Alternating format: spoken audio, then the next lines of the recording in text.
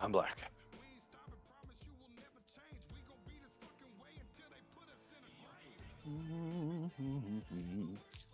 Alright, so I got my artimacles over here.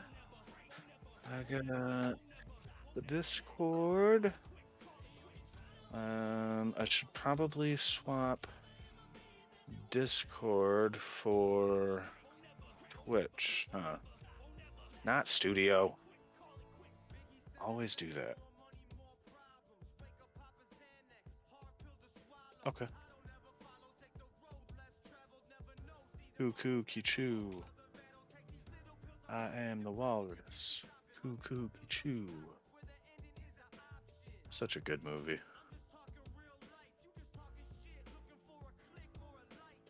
Oh, an ad. I got an ad.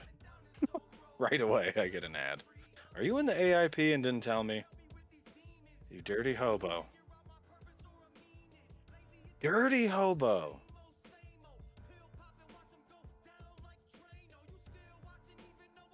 Nah, but after I hit affiliate, man, I'll go after the fucking AIP. Why not? If it's 40 hours a month, I can do that. Yeah, that's fine. That's like, what is that, like 10 hours a week?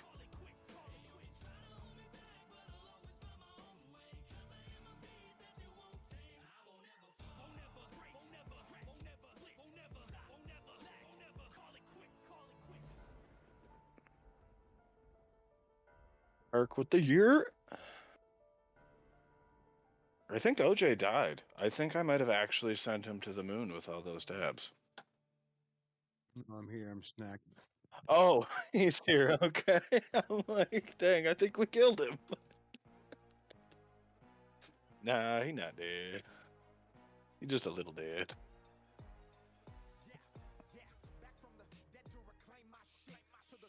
Okay. Yo, what's up, everybody? Welcome to Sports and Specs. Let's go. Work. Ah, got it. I'm always skeptical when I do a command. Did I do it right? And then...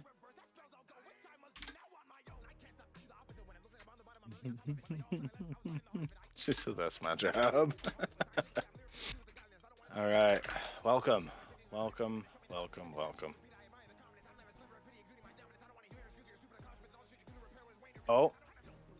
yeah. Oh yeah, let's get all these shout outs going real quick.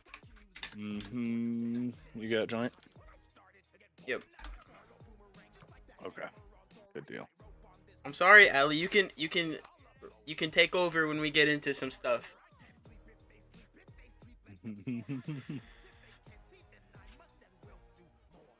Oh yeah, she's mod. She can do that now. Okay, she has the power. Ali, I just knew you were making some bomb ass chicken and some sides. I just didn't wanna, you know, take you away from that.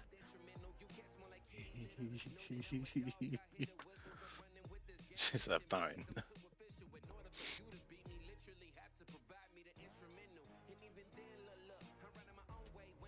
All right, good deal. What kind of chicken you making? I like chicken. Anything fancy or?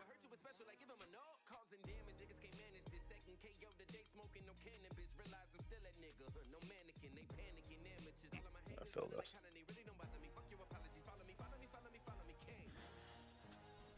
Sorry guys, we'll get rolling here in just a sec. That was horrible.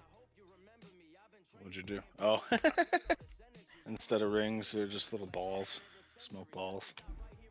Ah, goody smokes balls. Oh, and then I killed him. Killed me.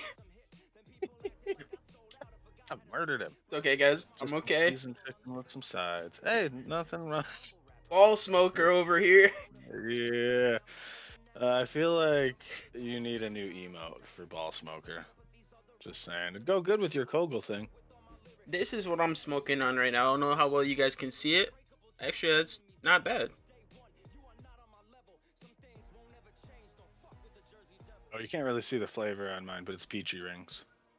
Mine is pink 0 degree, which is like a pink lemonade with a hint of menthol.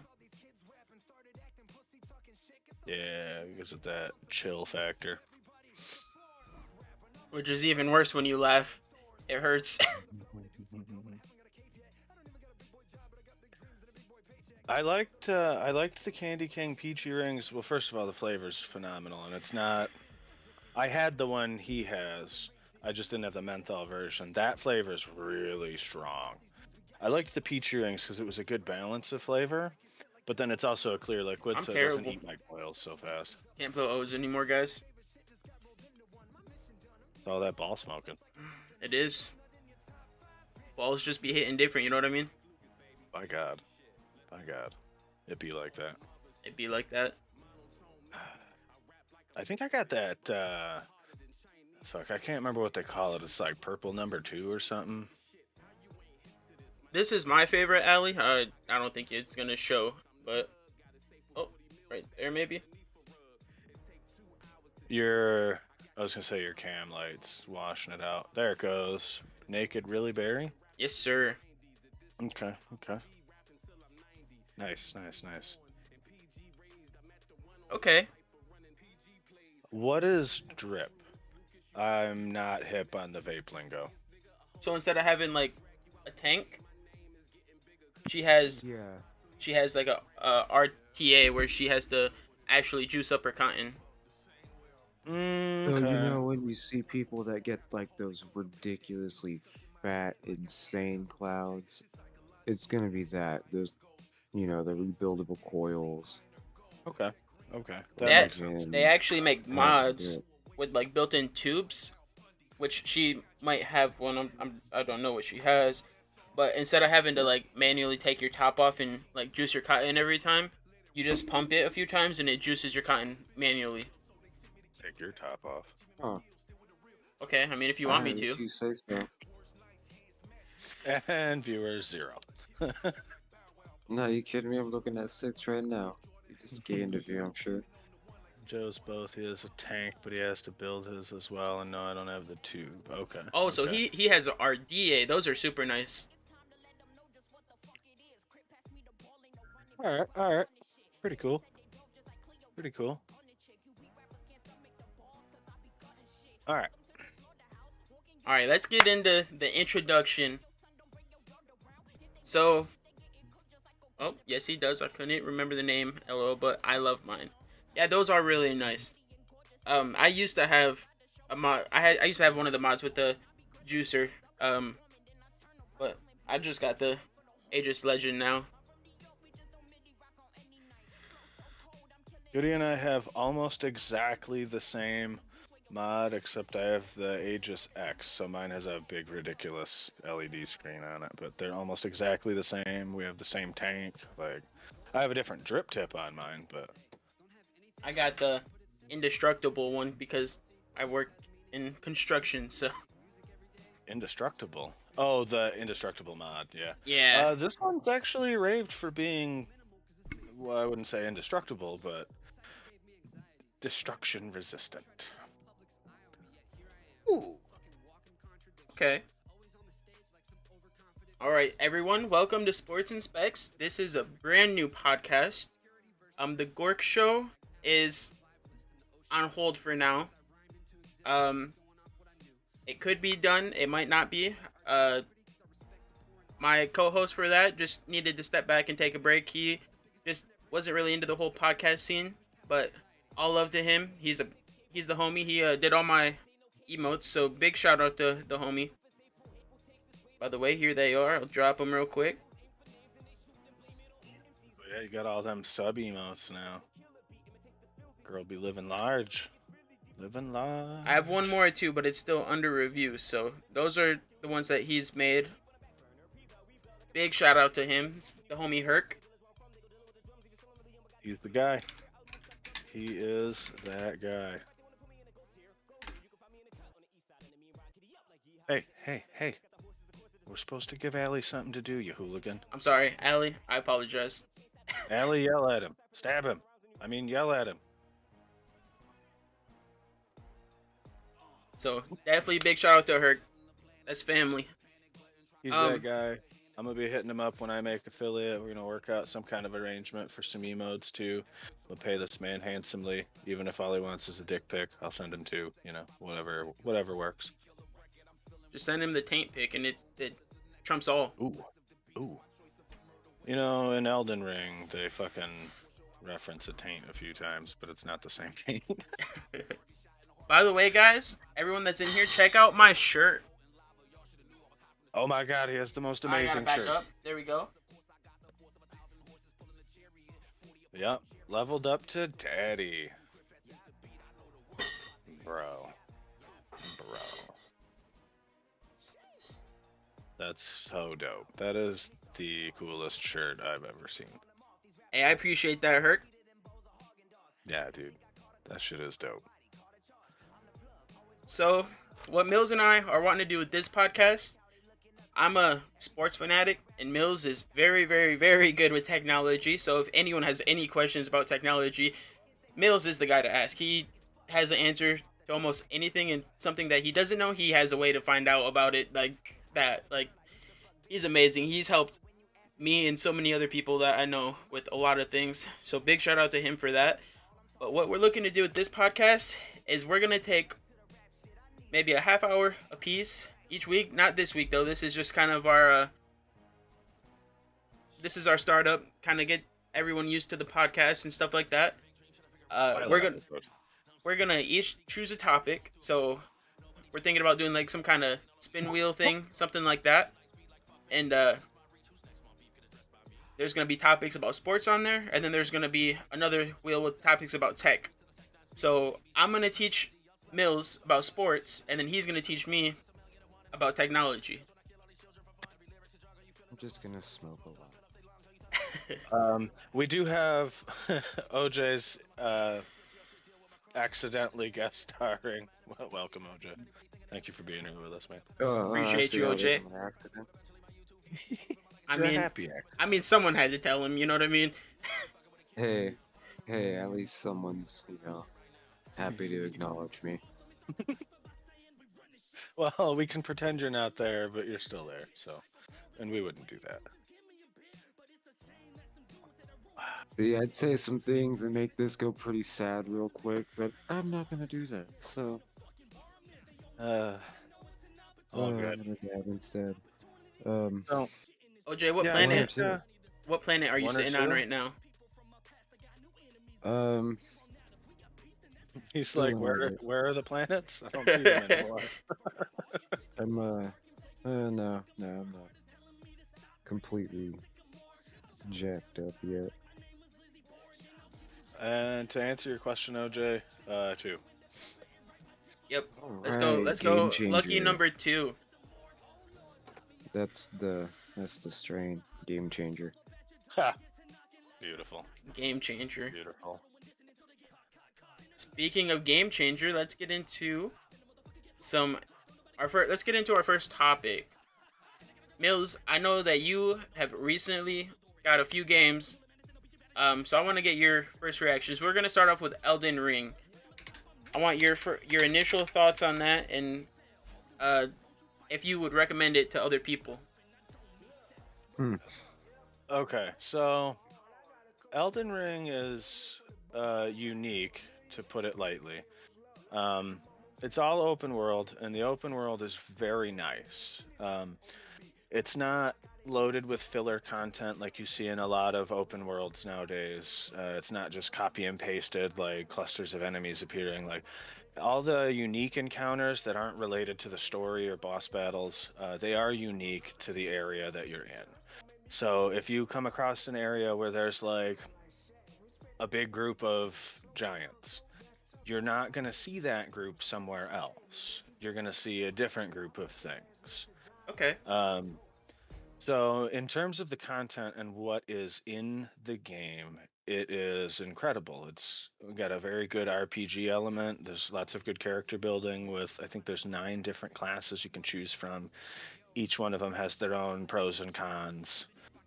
Um, as far as recommending it to another person, this game is made by From Software. And for anybody who doesn't know From Software, I guarantee you do know some of their game titles, such as the Dark Souls trilogy, Demon Souls, Bloodborne, Sekiro, Shadows Die Twice. And if you've ever heard of any of these games, you know that Dark Souls in particular is like the pinnacle of comparison for difficulty, because it's brutal, it's unforgiving, there is no easy mode. And it will punish you for small mistakes. Yes, very Rage. accurate. Rage. Sekiro gets me so bad with the rage. It's so hard. So I would say the issue with those games is their accessibility to new players who aren't familiar with Souls-like games.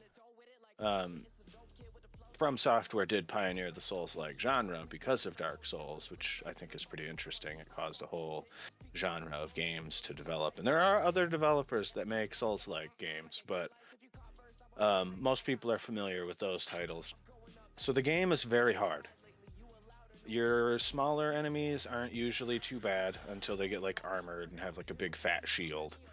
Okay. And the bigger enemies, what I would call sub-bosses, are they're strong. Combat with them is very deliberate. You're gonna spend a few times dying just figuring out what kind of attacks they're using, what their weak points are, combos that work well with them. So it's gonna take some trial and error, and you're gonna die a lot. Let me say that again. A lot. The one unique thing, though, that they brought to Elden Ring that's not found in Sekiro or Bloodborne or Demon Souls or Dark Souls is the ability to play with friends. You can play with up to 3 friends now, which is amazing. Okay. You're not able to do it the second you load into the game. However, I'd say about 15 minutes after you're in and you've moved forward, you pick up there's a few in-game items you have to acquire that allow you to invite and also kick people that you invite to your co-op play. And it doesn't take long. You don't have to fight some boss battle and win to unlock them. You just have to play through the first like 15 minutes of the game. And for anybody who's played any amount of games, the first 15 minutes are usually tutorial, which is true.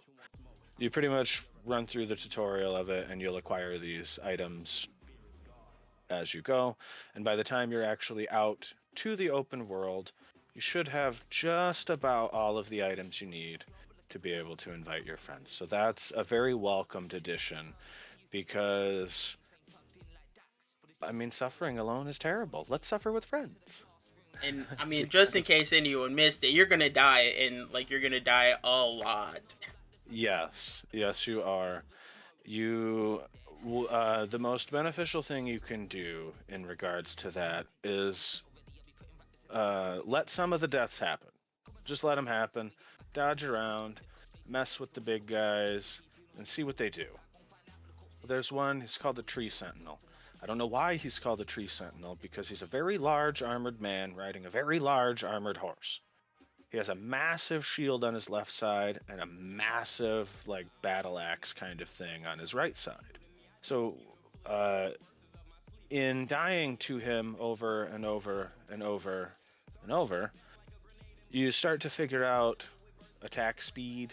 You start to figure out that no attacks come from his left side. So when he attacks, if you can dodge and get to the left of him, you can land some attacks and then back off. That comes back to that being deliberate in your combat. And doing the roll and stab combo in this case is going to be one of your most effective combos for him. But that combo won't necessarily transfer over to every other enemy. Each one has its own meta. because each one has its own attack patterns. Now, the enemies are hyper aggressive. So, playing something like a mage with ranged attacks is also rather difficult, because the mage's spells take a bit to charge up, and as the spells get stronger, the casting time increases. And Okay. with the enemies being hyper aggressive, you have to be very selective when you choose to start casting a spell. Otherwise, you're going to get fucked up while you're just getting it ready. So it's not super accessible to new players. However, if you've got the determination and you can find the satisfaction when you do finally beat that boss you've been stuck on, or in my case, the Sentinel guy, if you can find that satisfaction in finally overcoming that adversity and winning the fight and having learned the combat to overcome, it's very rewarding in that regard. And that's why there's no easy mode, because easy mode takes a lot of that reward out of it. The reward is based on perseverance. The reward is based on not giving up. And much like other Dark Souls games and Souls-like games, there are little areas where you rest, and it refills your, in this case, flasks, which are basically your potions. Really necessary, but really good. You collect runes instead of souls, but they're your currency, and you use them to, well, do everything you do with currency. Okay. I would definitely recommend it, but I would recommend it to a certain type of player. Somebody who's more of a casual hack and slasher, probably not. But somebody who's like a die-hard gamer, or somebody who's beaten Dark Souls or beaten Sekiro, definitely look at Elden Ring.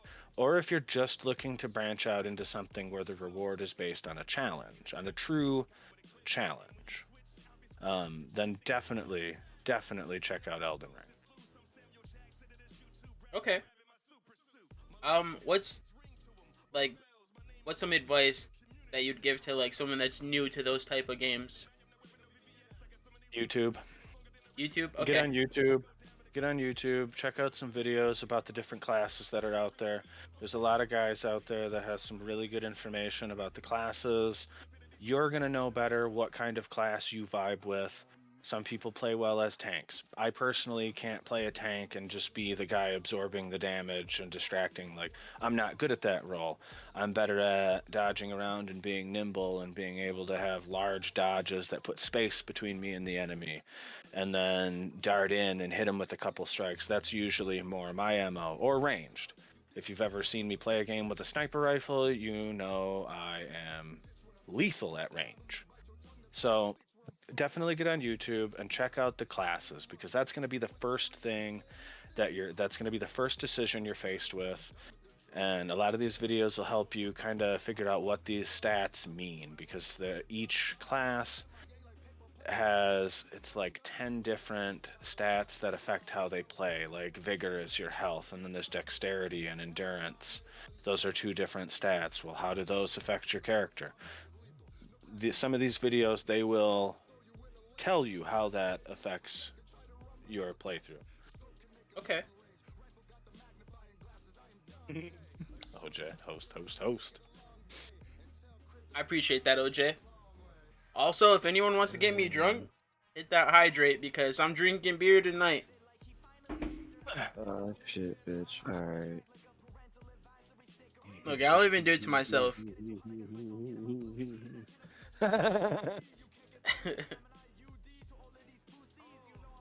Bro, I got 2K points ready to go. All I right. just used all mine. You're about to learn what's underneath your desk. Just don't pay attention to it. Don't focus on it. You'll throw up. Don't look it in the eye. I hold my beer pretty well. That's good. That's important. That's important. Yeah, especially on stream. I've seen some people not hold it so well. I'm one of those There we people. go. Finish the bottle. Nice. I finished Well. 2 since we started streaming, but you guys just bombarded me with hydrate, so I had to finish that one, which was pretty much full. Alright. All right. Alright, good shit. Oh, fucking righty. Good shit. Well, yep, 10 or 11. Well, 1 or 2. I'm Are going to you? do 10 and 11. Dude, One. that last one I had, the last one I had, Miss USA, Mhm. tasted like cherries, fruit, and candy, dude. Like, Wow. That dude, sounds like a tasty That guy, sounds bro. great. Yeah. Like straight up, that sounds tasty. one of the better ones, top 5 out of 11. Okay.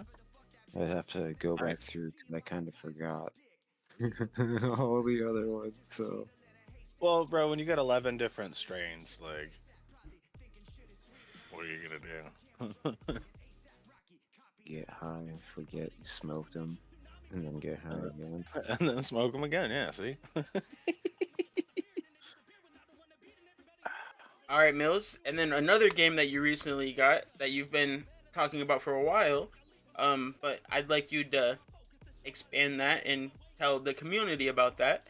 It's a game that I'm actually really excited about trying out with you eventually. Ready or not? Ooh. Okay. So let me preface this by saying, some of the people in my stream last night, when I live streamed some Ready or Not gameplay, they noticed a couple of odd things in like the way, well, they noticed some bugs. So let me preface this by saying, Ready or Not is still in early access. Okay. However, the developers have acknowledged that as far as the polish goes on how the game flows and plays, they've pretty much got it where they want it to be. I expect there will be some more bug fixes and things, obviously, as they continue development. The majority of what you're going to see on full release is going to be expansion to content, such as maps and game modes. I would imagine probably expansion to the weapons, but I'm not going to say that for sure. The map and game modes that I have read directly from the devs, that is their biggest plan as far as the full launch. Okay. So Ready or Not, if I had to describe it in 2 words, it'd be SWAT simulator.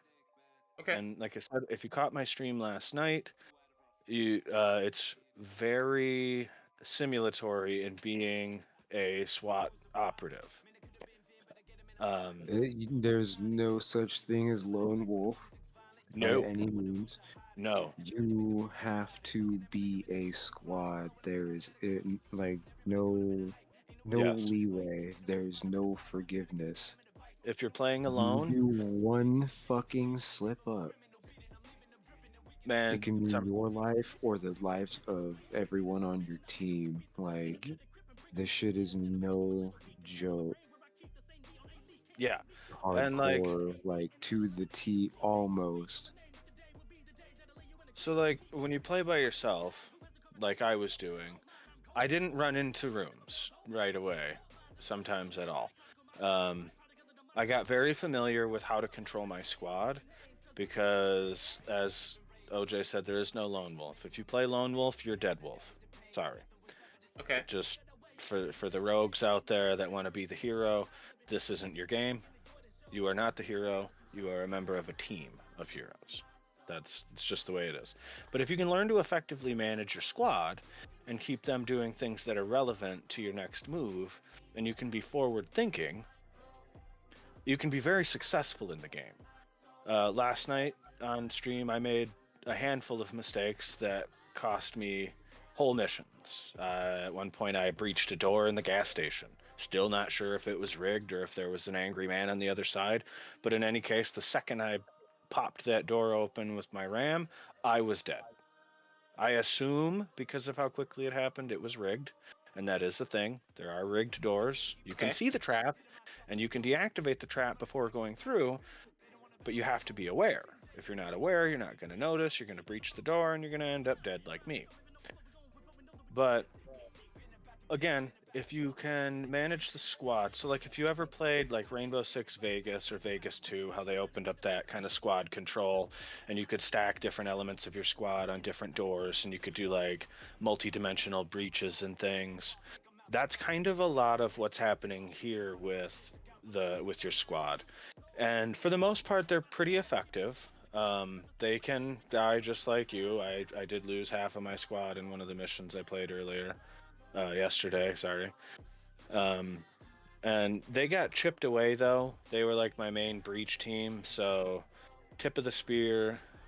Anybody who knows anything about breaching a room knows tip of the spear is the most dangerous place to be. Yep. So, a lot of it is come in hot. When you come in, make it a grand fucking entrance. The most successful breaches I had were like shotgun bang and clear, where they blow the door with a shotgun, pop a flashbang in, and then everybody rushes in. C2s, C2 bang and clear. C2 is like it's a deviation from C4. It's a little more mild, a little better for blowing doors as opposed to a whole building. Yeah. And then they'd pop a flashbang, and then they'd clear the room. Some of the worst breaches I had were just breach and clear. They'll kick the door. Now, the thing is, when you're kicking a door and it's locked, at least per this game's mechanics, you're going to kick it at least 2, sometimes 3 times. And I said this in my live stream. Sorry, I don't mean to cut you off, but to be honest, in most cases, it can take 2 to 3, possibly even more kicks to get through a door. Yeah, absolutely. But the biggest issue with the door kicks, if it's not going to go on one kick, you're effectively knock Ding, knock. ding, ding. I'm here. You're Right, yep. ringing the doorbell, basically. So you're letting them know you're there, which means they're looking at the door. And again, anybody who knows even the slightest about clearing a room, they know that the door is the funnel. So now the bad guys have their eyes on the funnel. And it's not good when the bad guy has like a G3, 308, and he's looking at the door. Not good. That's Not good how at I all. lost 2 of my guys. I'm pretty sure that guy had a G3, and that 308 wrecked him. They didn't have a chance. We did end up taking the room. I think we lost the mission. I do believe I got killed later. But, yeah, so it's very heavy on tactics, strategy, and thinking forward. If you're arbitrary or like random and not really organized, and you're just like, I'm gonna go clear this room, that's probably not your game. You should probably play Rainbow Six. But if you're more thinking and more deliberate, and you can think ahead of the game and how breaching this room can affect the breach on the next room, and attune to your senses, because a lot of times the biggest advantage I had going into a room was I heard the enemy shuffling around inside. So I knew they were there. I didn't know if they were hostile or not, but I knew they were there. And as far as recommending it, highly recommend checking it out. I do believe the price is going to go to a full priced dollar amount when they do the full launch. I'm not really sure how else to phrase that. So right now, I think it's $39.99 American. So it's a little on the pricier side for early access. And usually I don't even advocate for early access games, but that's a whole other thing. It's got to do with the game culture and blah blah. This one I do. I actually did enjoy it. Even when you get wrecked, at least for me, it wasn't a rage-inducing get wrecked. Okay.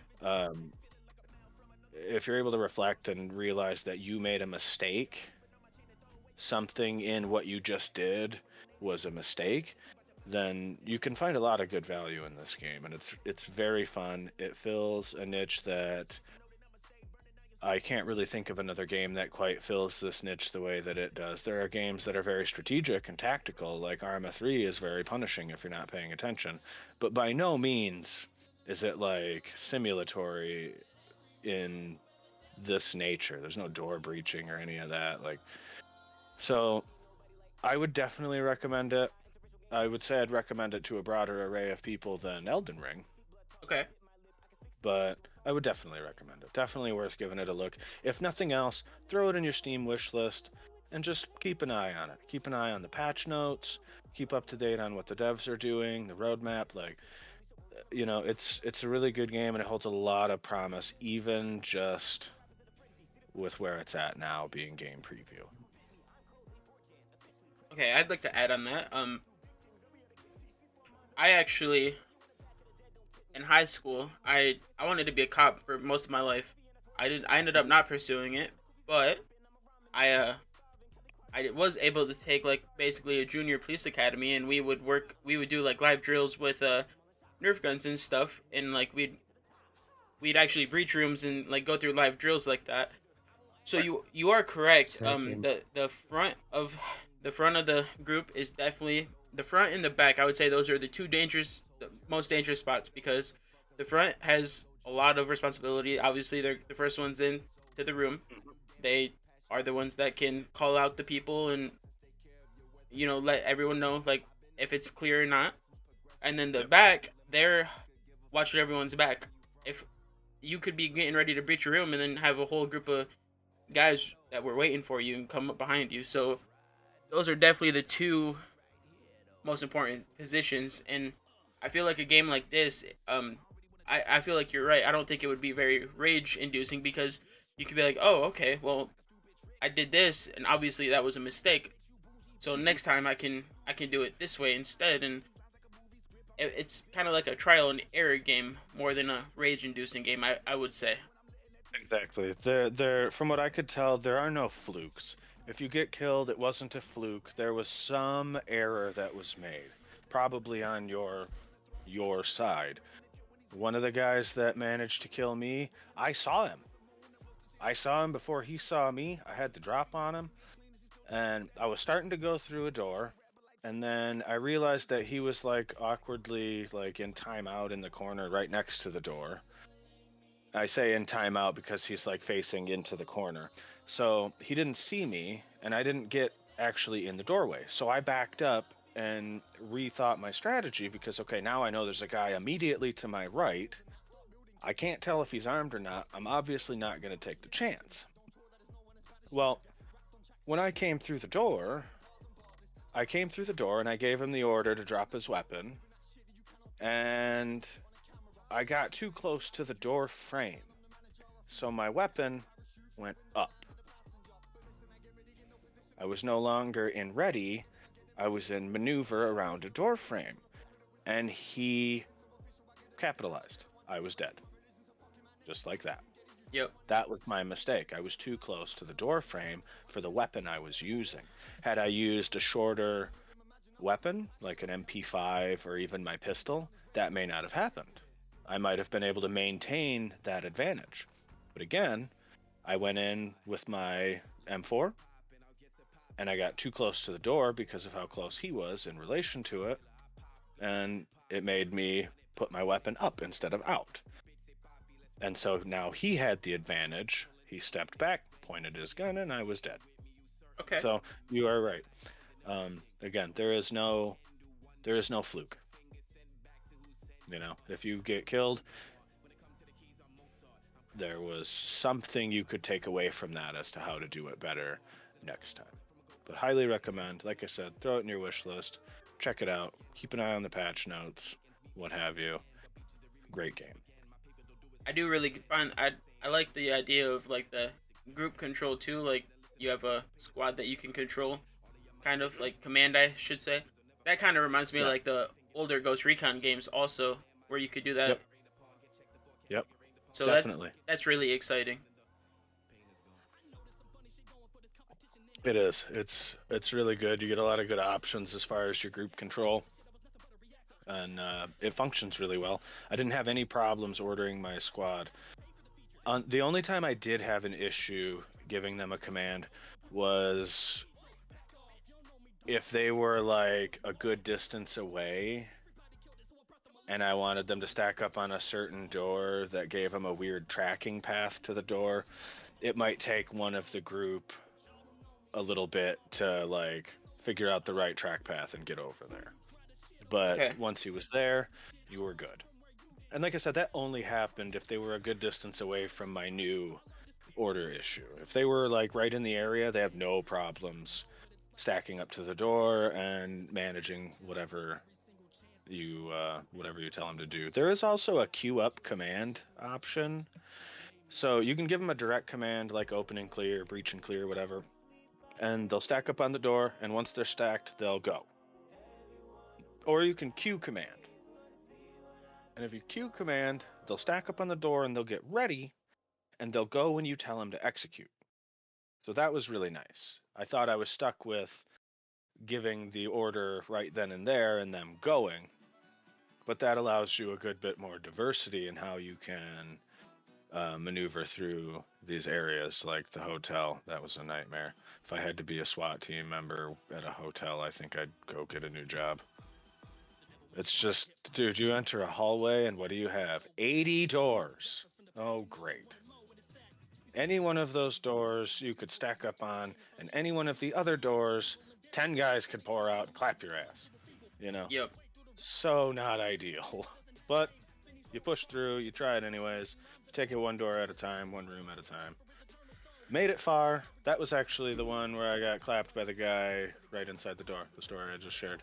That was the mission. So after 30 minutes of painstakingly sweeping rooms in a hotel, I get clapped by a dildo in a doorway. Gotta love it. Okay. Yep. I do have a couple of questions for you. Okay. The first one, is this game multiplayer? Ready or not? Yes. Yes, Okay. it is. You can squad up with your friends. It's all PvE. There is no PvP to it, which is refreshing for a shooter. Most shooters nowadays will at least feature a PvP mode, but this one is all PvP. It is designed solely around being a SWAT team Okay. And or an HRT team. I guess not my next question, but a question to follow up with that is, when you do play co-op, do you both have like your own squad to control, or do you become part of the same squad? I'm not. I can't really answer that for sure, Okay. but I speculate if it's like, for example, if it's me and you playing, Hmm. I think, because the way the squad was divided, there was yellow, which was everybody, and then there was a red and a blue team, like subdivision within that group. So I could give red orders, and that would order the red group, so I could stack them on a door, for example. And then I could go to a blue order and stack blue on a different door, going back to that multi-dimensional door breaching thing. Okay. So I would imagine in multiplayer, at least player 2 would get control of the other half of the AI. That's what I would figure, like, just logically thinking. Obviously, we'll know more, and we might be able to revisit this after you acquire it and we get a little game time in. We can probably revisit this so people get a better idea of what they're getting into playing Ready or Not with friends. By the way, guys, this will be a game that Mills and I will be group streaming, so For sure. definitely keep your eyes out for that. For sure. And then I'll get my second question, which I guess I don't really know if it's a question. You might know, you might not. This is more of a statement, I guess. It would be really cool if they added, or if they have, like a thing where, like, depending on the difficulty you choose, that like your squad will be like, no, that's not a good idea, or like they'll be like, okay, that's a good plan. We'll do that. Like when you give them orders. Right. So like, for example, if you're playing on like a higher difficulty, they won't help you as much. So like you'll tell them to breach a door, and it could be rigged, and they'll just try to breach it, although it's rigged. But then like on a lower difficulty, they'd be like, the door's rigged, and like shout it out. So then it has to be defused before they'll actually breach. So, actually, I do know something about that. There's two ways you can go about that as the game stands. Okay. First, there is a command to just check the door, and they check it for traps, and they check to see if it's locked. Okay. Now, the second thing you can do is you can order them to stack up on the door. When you give them the stack command, when they're all stacked, they will check the door by default. Okay. So they do kind of have something for that implemented, and I'm not sure if they could make that different with the difficulty. The way the difficulty is depends on what submission you pick of the map you choose. Like the gas station I played, there's like 6 different subtypes that range from just barricaded um, suspects, and that was the one I played. It was the lowest difficulty, where you have to go in, clear, you have to secure all of the civilians, you have to secure all of the suspects, and it plays that way. But then there was active shooter, there was bomb threat. There were a few different styles, and with each different game type, there was an increase in difficulty. There was a HRT, and when you do the HRT, I think that was one of the highest difficulties. I think it was like insane or something like that is what they called it. So that's kind of how they do the difficulty. It's based on what submission you pick per the map, and that's going to affect how it plays. And by the way, the enemies appear in random places with each attempt at a map. So if you play the map and you fail, they're not all going to be in exactly the same place. Like if I went back and did the hotel, that guy's not going to be in timeout in that corner anymore. That's just where he ended up because the AI is moving around, including the civilians. And if you watched my playthrough, you might think it was a little savage of me to arrest the civilians. In that situation, you have to bear in mind that if one of those civilians, because some of the suspects can be described as deceptive, so they may not pull a gun right away. They might throw their hands up and act like a civilian.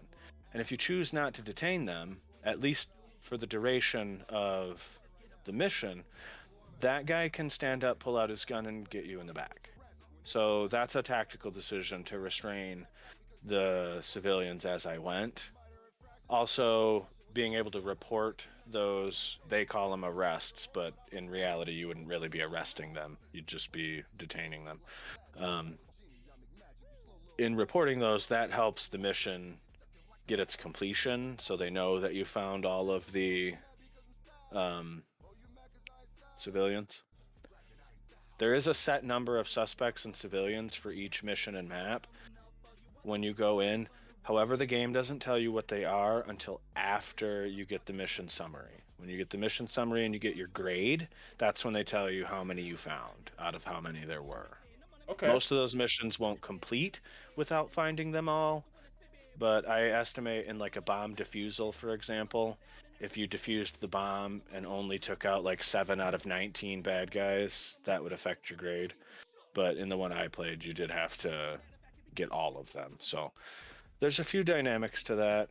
They present themselves pretty clearly, though, when you're looking at like the different mission choices. And then again, when you get that first grading screen, you start to see what kind of things you're supposed to do. That's how I figured out when you shoot a bad guy and he drops his gun, or when he surrenders and drops his gun, you claim that as evidence. And instead of a gun on the floor, now it's just an envelope. So nobody can pick up that gun and murk you with it. Okay. And then going on to the, like where you said detaining civilians could be a good idea, back to my, I guess, junior police academy, you could call it. Yeah. A live drill that we walked through is responding to a domestic violence where parents were fighting. Okay. And the dad was extremely aggressive and was holding a child, like a infant, with a gun. Ooh. So when we went in, you would have to give clear demands, and obviously you couldn't be like.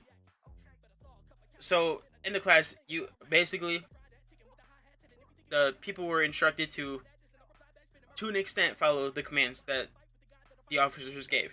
So, yeah. For example, if you walked in and you saw the guy holding the child, and you were like, drop the child, okay, he dropped the child right out of his arms, right onto the floor. Wow. So back to the civilian part of it, if you did it correctly and you got him to drop his weapon and slowly put the child down. Yeah. If he didn't listen and he, like, say he put the child down but then kept his gun and tried to shoot you and you shot him, they had another actor as another kid that was like a little bit older run over, and no one, a lot of people filled this one because no one expected it. The child ran over and grabbed another gun out of a drawer and started shooting at us and killed us. So back to the civilian thing, you never know who's gonna react or react in that way or how they're gonna react because a lot of those situations and scenarios are very high stress and you got to make decisions very very quickly. Yes, so I agree.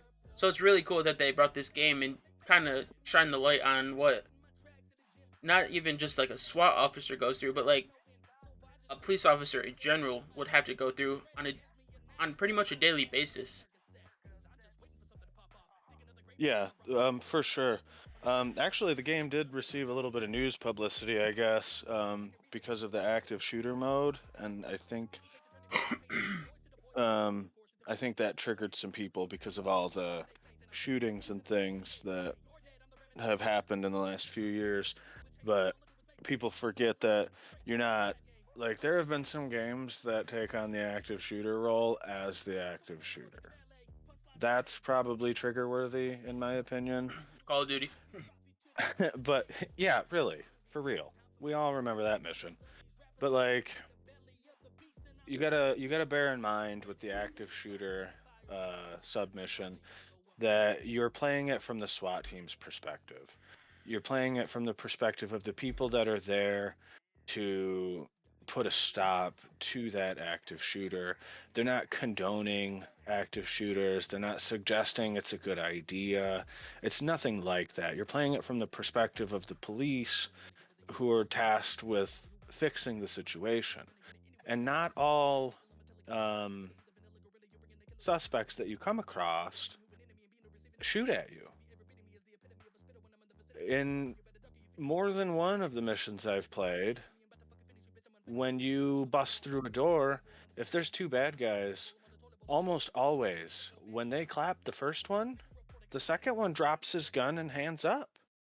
And he gives up, and you just detain him, and that's the end of it. So you're not just out killing everybody. It's not a homicide team. You're there to play it strategically. You have to play it smart. One of the weapons is an SA-58. I don't expect most people to know what that is. They might from some shooters they've played, but it's essentially a .308 caliber assault rifle. It fires from a 20-round box, and it fires 7.62 by 51 NATO rounds, which is, in layman's terms, a .308. It's a high-energy round. It's a high-caliber round. It's very prone to through and through. And they mention that in the description of the gun. With this gun, you have to be more careful of what's beyond your target, because you're a lot more likely to have a through and through. So this game is all about strategy. It's not just a homicide. You're not just running around murking bad guys. That's why it's a thinking game in that regard. You know, if you clap a suspect with that .308 and there's a hostage behind him, you fucked up, boo-boo. I don't know if that'll fail it because I haven't done a hostage rescue yet, but it very well might fail it for you. So the game really emphasizes mindfulness and, like I said, thinking ahead. So I don't really agree with the negative publicity it received because it doesn't advocate being an active shooter. It's just presenting you a scenario that a SWAT team might have. And that's very true. Who do you think shows up when a school calls and says we have an active shooter? Who the fuck do you think shows up? The fire department ain't going in there. Not at all. It's the SWAT team. The SWAT team's going in, shields, flashbangs, non-lethal or less than lethal and lethal equipment. And they're going to do what they have to do to handle the situation. So that's what it's geared towards. So if anybody has seen any of the negative publicity, ignore it. If you're triggered by school shootings because maybe you have some experience having been in one, or you knew somebody, you lost somebody in one, maybe it's not for you then. And that's okay. I'm saying nothing bad about those experiences. They're horrible things, and if you have experienced that, My heart goes out to you. That's hard. But that probably means that the game's not for you. But it's not necessarily deserving of that media attention. It's not a bad game because there's an active shooter mode where you have to go get the bad guy.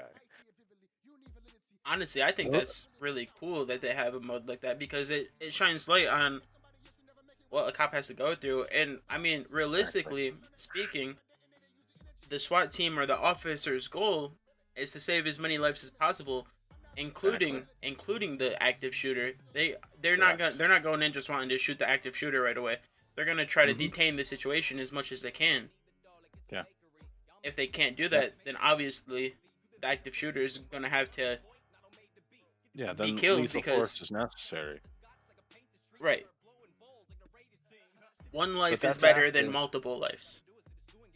Right. That's after having exhausted communicative means, just talking to him, trying to reach out. Hey, you don't have to do this. You can put the gun down and come with us. You'll be okay. That's after exhausting non-lethal means, although I think they call it less than lethal now because some freak things can happen with like a taser or beanbags. Like they can kill people accidentally. Like they're not intended that way. They're less than lethal is what they're called. Right. But like after having exhausted those means, well, what do you do then? Do you just let him go? You know what he's gonna do. He's already doing it. So, your options become limited, and they have to do what they have to do. But I agree, it's an interesting game mode, and it does bring some light to what an officer goes through. For anybody that saw when I got shot in the game and didn't die, it was very dramatic. You could tell it hurt. It hurt. So I think it does bring a good amount of light to the other side of it, We have digressed severely from the main point of it being that it is a great game, definitely worth checking out, but I just wanted to gloss over the fact that it's not deserving of that negative media attention. It definitely deserves better than that. The game's very solid. It plays very well. Like, it's really good.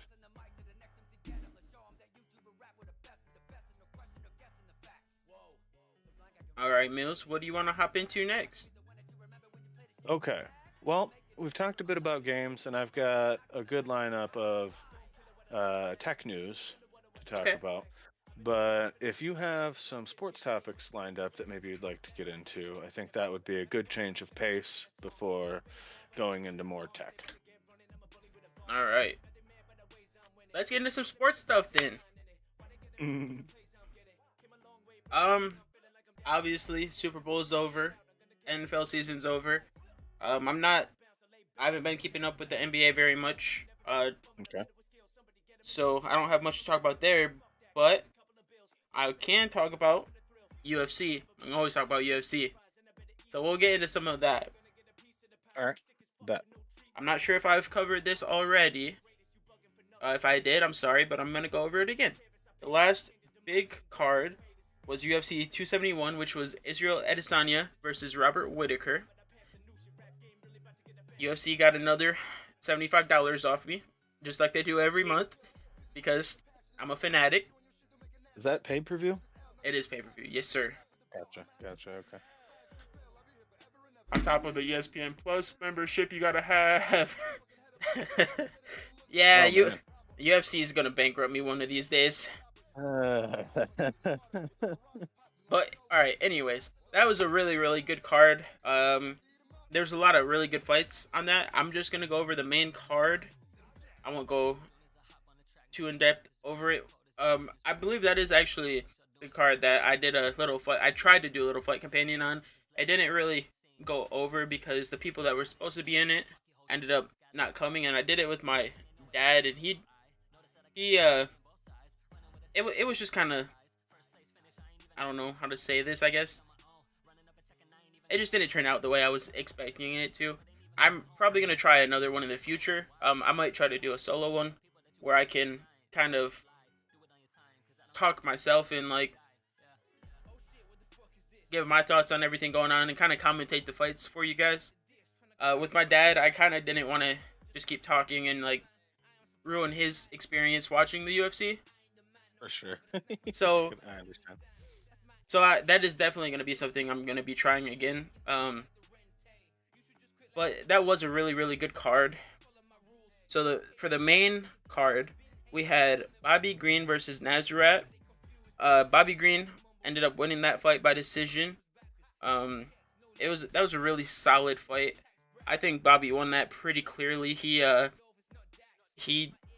outstruck Nazareth. He was just able to pretty much control the fight the whole 3 rounds. He was pretty dominant standing up.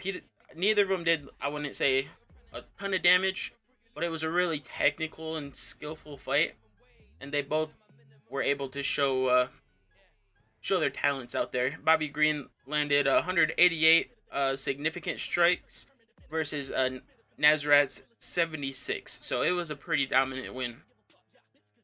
Right. And then we had, I'm gonna skip that fight because I actually missed that one, but I'll go into Jared Cannonier versus Derek Brunson. You should be ashamed. I am ashamed. Doesn't happen very often, trust me. All right, so Jared Cannonier versus Derek Brunson. That was a pretty good fight. I didn't see it going the way it went, but I knew it was a very likely possibility that it could go that way. I kind of thought Derek Brunson was going to be able to take him down and use his wrestling more than he did. But he ended up getting a TK. Well, I actually got knocked out in the second round by some elbows on the ground. It was the first round was pretty competitive.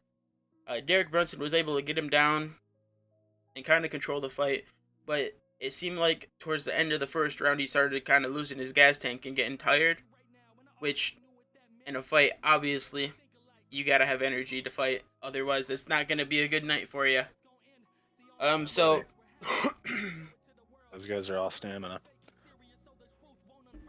So after the first round, Jared kind of took over, and he was able to land some really big shots and hurt Derek, and dropped him, and then landed some nasty elbows to put Derek out. So that was a good fight.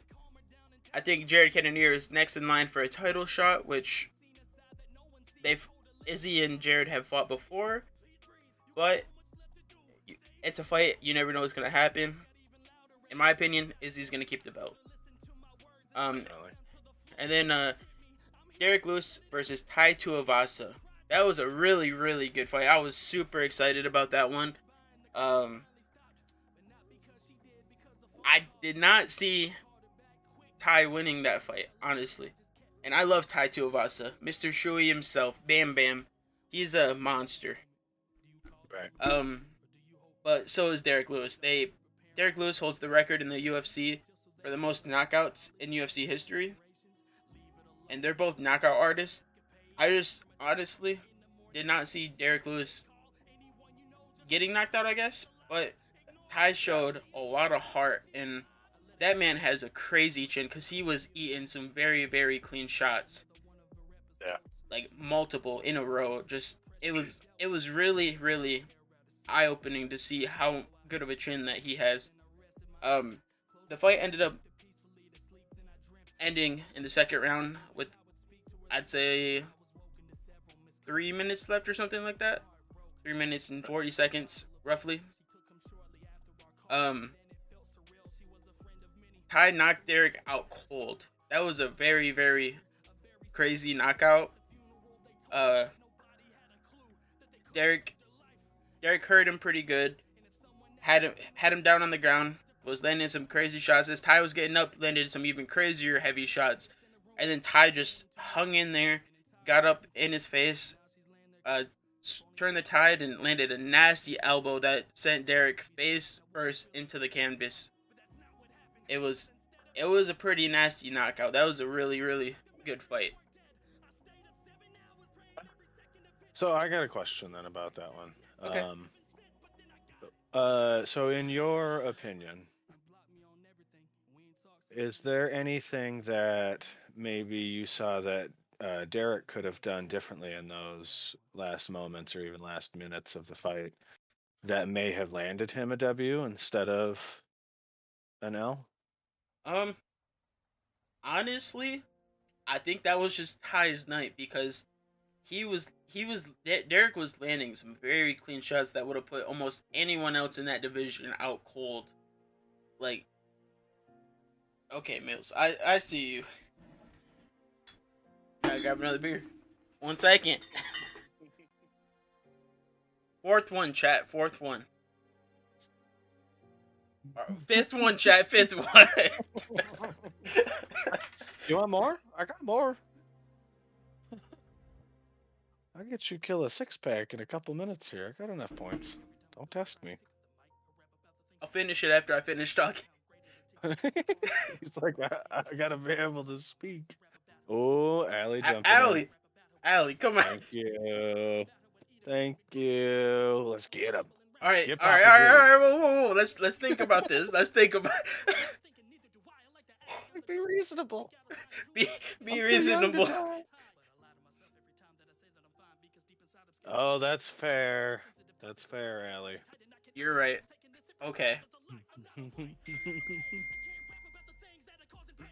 Oh, my wife's yelling at me, so just because she's yelling at me, I gotta take a drink of water. Okay, that's fair. That's fair. And then wash it down with some beer. Piss off your wife. Who drinks that tiny bit of water? There, I did it. All right. So funny. Back to your question.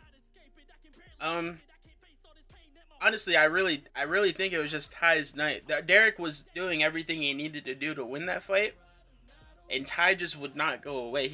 Derek landed some very, very nasty shots.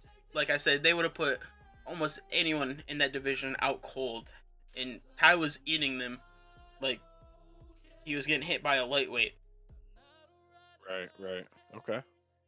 Makes sense. All right. So I don't see what he could have done different. I mean, I'm sure there's some small details that he could have changed. Like, he could have got up and backed up a little bit, used his range a little bit more instead of staying on the ground. Thank you, OJ.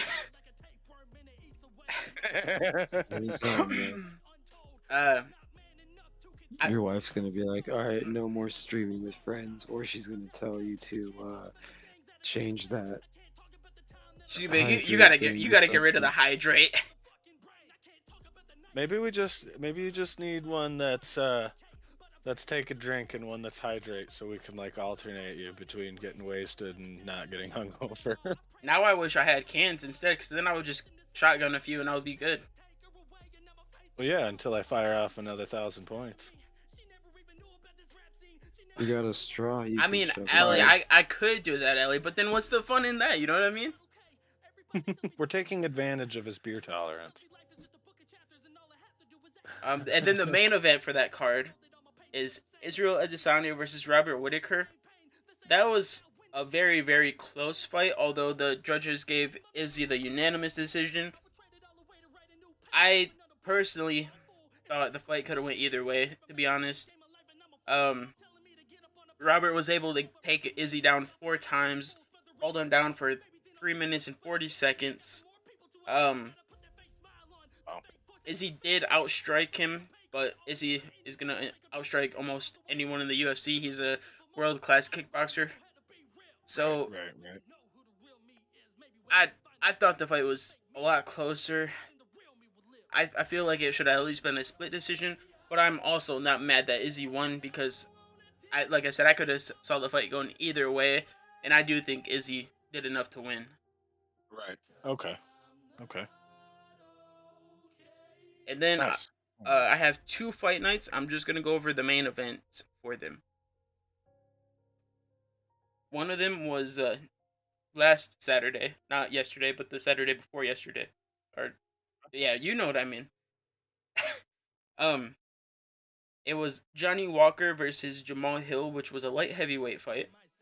And honestly, Johnny Walker, he's a very, very talented fighter. He's been on a little slump. So this is what happened. He was on a tear And then he did the worm after a victory, and he tore his shoulder. Oh man. And then ever since that, he has not been the same. Yeah. Yeah, shoulder injury. So I Changed our thought life. this was gonna be a fight to get him back in the win column. Well, let's just say it wasn't. So this was a very, very entertaining fight. It was pretty quick. Yeah. Jamal Hill ended up knocking Johnny Walker out in 2 minutes and 55 seconds of the very first round. Wow. It was That's quick. Johnny Walker was winning the fight up until the knockout. He was landing more strikes and doing more. He was using his length a lot, which was very good. He ended up getting caught with the overhand right though when he threw. They both landed, but the shot that Walker took put him out. And it was actually pretty crazy because when he got hit, he was coming forward for overhand and was like leaning forward like this, and he got hit right on his temple. And then like it was so slow motion. It was a nasty knockout. He went up, and then like his arms flailed, and he just like kind of fell like straight back. Yeah. And sleep. It was, and they were right by the cage. So when he fell back, his head hit the cage, and he was just like boom. It looked pretty rough. Yeah, not good. Subprime is how I would describe that. Subprime. Not ideal. Yeah, definitely. Definitely. Is getting knocked out ever ideal though? I mean, if you're the one doing the knockout, maybe. But then that goes against Oh, you. if you're the I one guess- doing the knockout, who really gives a shit? But I if mean- you're getting knocked out, yeah. There's I mean, some I parameters I would guess. want. I will, to your point, OJ, I will say when you're fighting someone that does crazy damage and is going to completely shred your face into cuts and you're going to need tons of stitches, I'd rather get knocked out quick than take all the damage, to be honest. Fair. Oh yeah. Fair. That's fair. And then last night, Excuse me. this is the last fight I have to talk about. We Okay. had Islam Makhachev versus Bobby Green, which Bobby Green, obviously, like I said, just fought at the beginning of February 12th. So it was a really quick turnaround for him. He was actually not supposed to fight in this fight. He was the replacement because the guy that was supposed to fight ended up getting injured and had to pull out. So Okay. Bobby Green was on a short camp and stuff like that. Yeah. Yeah. I was really, really rooting for Bobby Green in this fight. I'm a big Bobby Green fan. He's a very entertaining fighter. He did not get it done. I will say he did not take a lot of damage though. Neither fighters did, honestly. It was honestly, it was kind of a boring fight. It was a good fight, but it was a boring fight, if that makes sense, I guess. Mm-hmm. So, Islam Makhachev, he's basically Khabib 2.0. And if you know UFC, you have probably heard of Khabib. He was the lightweight champion. He retired at 29-0, and he was very, very, very dominant. He lost like arguably 1 or 2 rounds in his whole career. Wow. The Russians just have crazy grappling skills, and it's I mean, Scoobs, I see your question, or I guess I'll get into that in 1 second about Logan Paul going to the WWE. But Islam he's the same as Khabib. He's so dominant on the ground. Their wrestling is crazy. Khabib literally growing up would wrestle bears. Like, no joke. His dad had a bear that was muzzled, and he would wrestle it. And like, they're crazy. They have crazy strength, and their technique is just second to none. Islam was able to get Bobby down, and then after that, it it was pretty much over. It ended up ending in a TKO, which Bobby, he wasn't getting hit a lot, but he also wasn't doing much to try to get out of the situation. He blocked most of the shots, but he was also laying on his stomach like this, just his arms absorbing all the strikes. So I'm not mad at the stoppage, but also it just it just wasn't like a good ending to a fight. Right. But Islam was definitely able to get it done and show that he's just as dominant and he's ready for a title shot. So I think he definitely will be getting a title shot next, and he'll probably win and hold up that division for a while.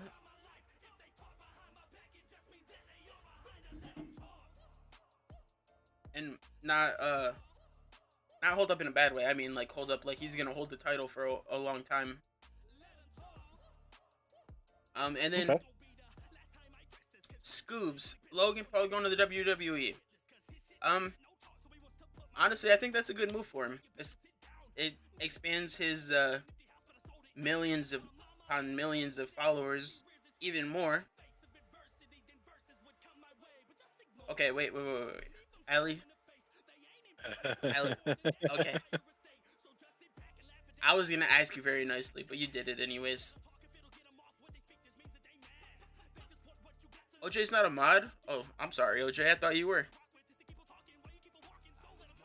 Same. Same. Gotta have the little sword, man. I don't know. I don't pay attention. That will be a change, OJ.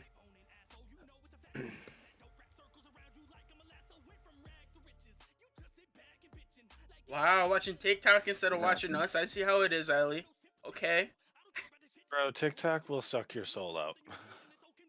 It Honestly- gets you and it sucks you in for like Yeah. 6 hours.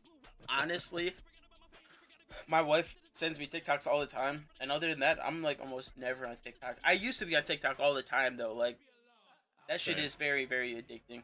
But I'm just too busy for TikTok now. Like I always forget it even a thing until my wife sends me 10. Just glad Mills was able to get the stream clips. Ali, that's why you Oh. can learn about what I'm Of talking my- about. That's what the whole podcast is about. I'm going to teach you guys about sports. And then Mills is going to teach us about technology so we can not be stupid and have to ask him a million questions on a daily basis. And it ain't even like that. I love the questions. I know. I just- I'm, When people ask me questions, I want to give them the tools to later on be able to go and look and see what's right for them, because not all tech is right for all people. You Right. know what I mean? and real quick on Ali's comment, Roll Tide.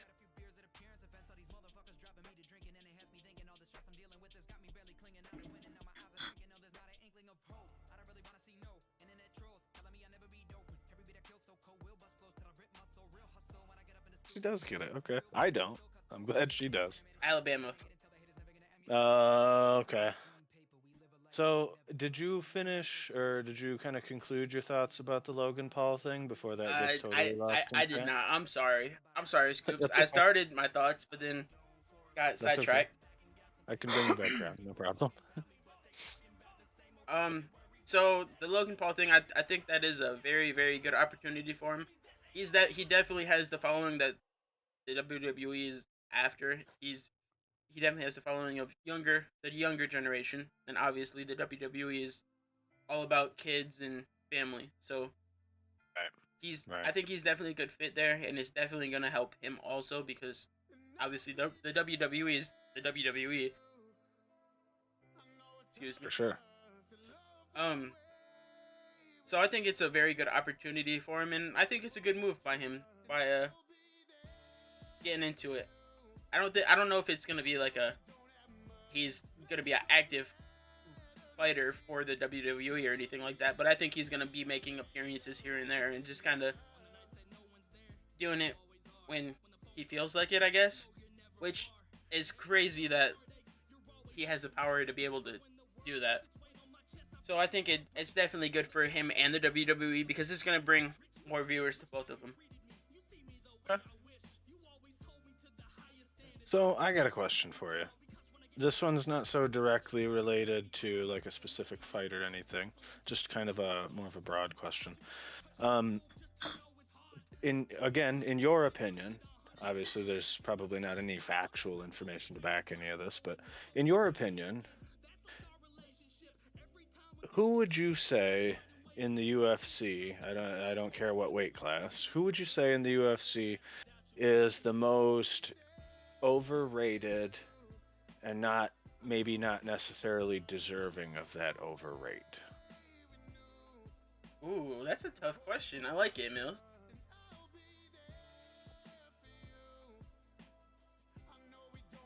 No, me, I like to ask the hard ones. Honestly, and I hate to say it because I'm a huge fucking fan of him, I think I gotta go with Conor McGregor. I knew it. I had a feeling. I don't know why. I just had a feeling that was gonna be the guy. And don't get me wrong, Prime Conor, when he was taking MMA seriously, he was a very, very, very hard man to beat. He was so crisp with his striking and his grappling. I mean, his grappling isn't great, but he had enough grappling to do what he needed to do to defend the grappling. Right. Up That until may have. Sorry. Go ahead. no, you're good. You're good. Up until the Floyd Mayweather boxing fight, as soon as he did that and he got his big paycheck, he was chilling. He could have retired right there. Yeah. But why retire when you can make way more money? He's the highest paid UFC athlete. He gets pretty much anything he wants. So I mean, I gotta say Conor's the most overrated. He's so big that everyone just thinks he's like the best ever, and he's not. He's far from it. But he is great. He's a great athlete. He's a great fighter. Right. Obviously, he hasn't won in a while, other than the Donald Cerrone fight. But Cowboy's he's pretty old. He's on the back end of his career. He could retire pretty much any time. Right. But yeah, Conor's definitely the most overrated fighter as of now. Okay. Even in my limited knowledge of UFC, I'm inclined to agree with that. He's a whiskey man now. You see, he's selling a whiskey.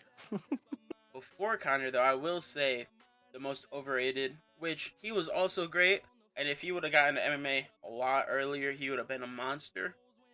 Brock Lesnar was very overrated too, but he had the hype of the WWE coming over and doing well enough. All right, guys. Cheese and rice.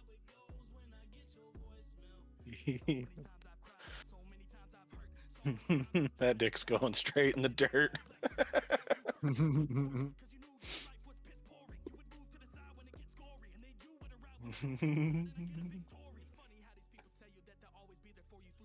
I love you too, Allie.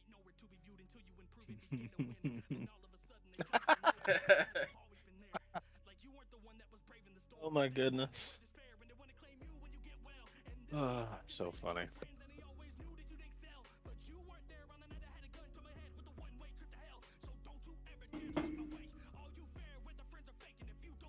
Give you a second to catch up on your hydrates. Hydrates. Well, I finished 5.5 beers, so. Okay. Not bad. Not bad.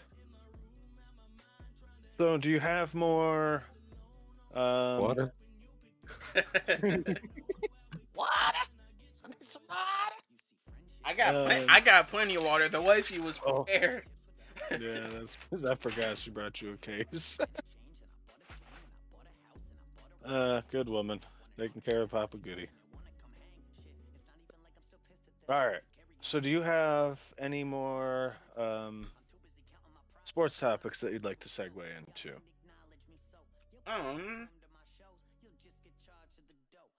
Honestly, not yet. But Okay. next week, March Madness is starting. So Okay. everyone, I'm probably gonna be doing some community brackets with everyone. So definitely keep your eyes out for that. I'm not. It's not gonna be like a pay to play type thing. It's just gonna be for fun. So I'll be dropping some March Madness brackets in the communities for everyone to play along and just see how you do. You don't have to have any knowledge. Just kind of go through and pick who you think's gonna win. It doesn't matter if you know basketball or not. Just go with what you feel. Right. Okay. Cool. So you just kind of jump in and have some fun with it then. Exactly. And then at the end, Okay. we can kind of just see who did the best. I think it'll be a All right. good time. Everyone can kind of come together and do them together. So I think I'll jump into that so that we can have some laughs at the end too at my expense. all right. You never know. You might get lucky. That'd be some shit. That'd be some shit. Man, completely unrelated. UFC should do like a Halloween event just for kicks where like the two fighters fight in like a chicken costume or something. I think that'd be hilarious. That would be hilarious. That'd be amazing. Be amazing. Okay, so then I will Discord. I will segue into some tech updates and maybe talk a little bit about whether these bits of tech are for you or not. Because, like I said, not all tech is for all people. So I'll start by talking about a discovery that I just made.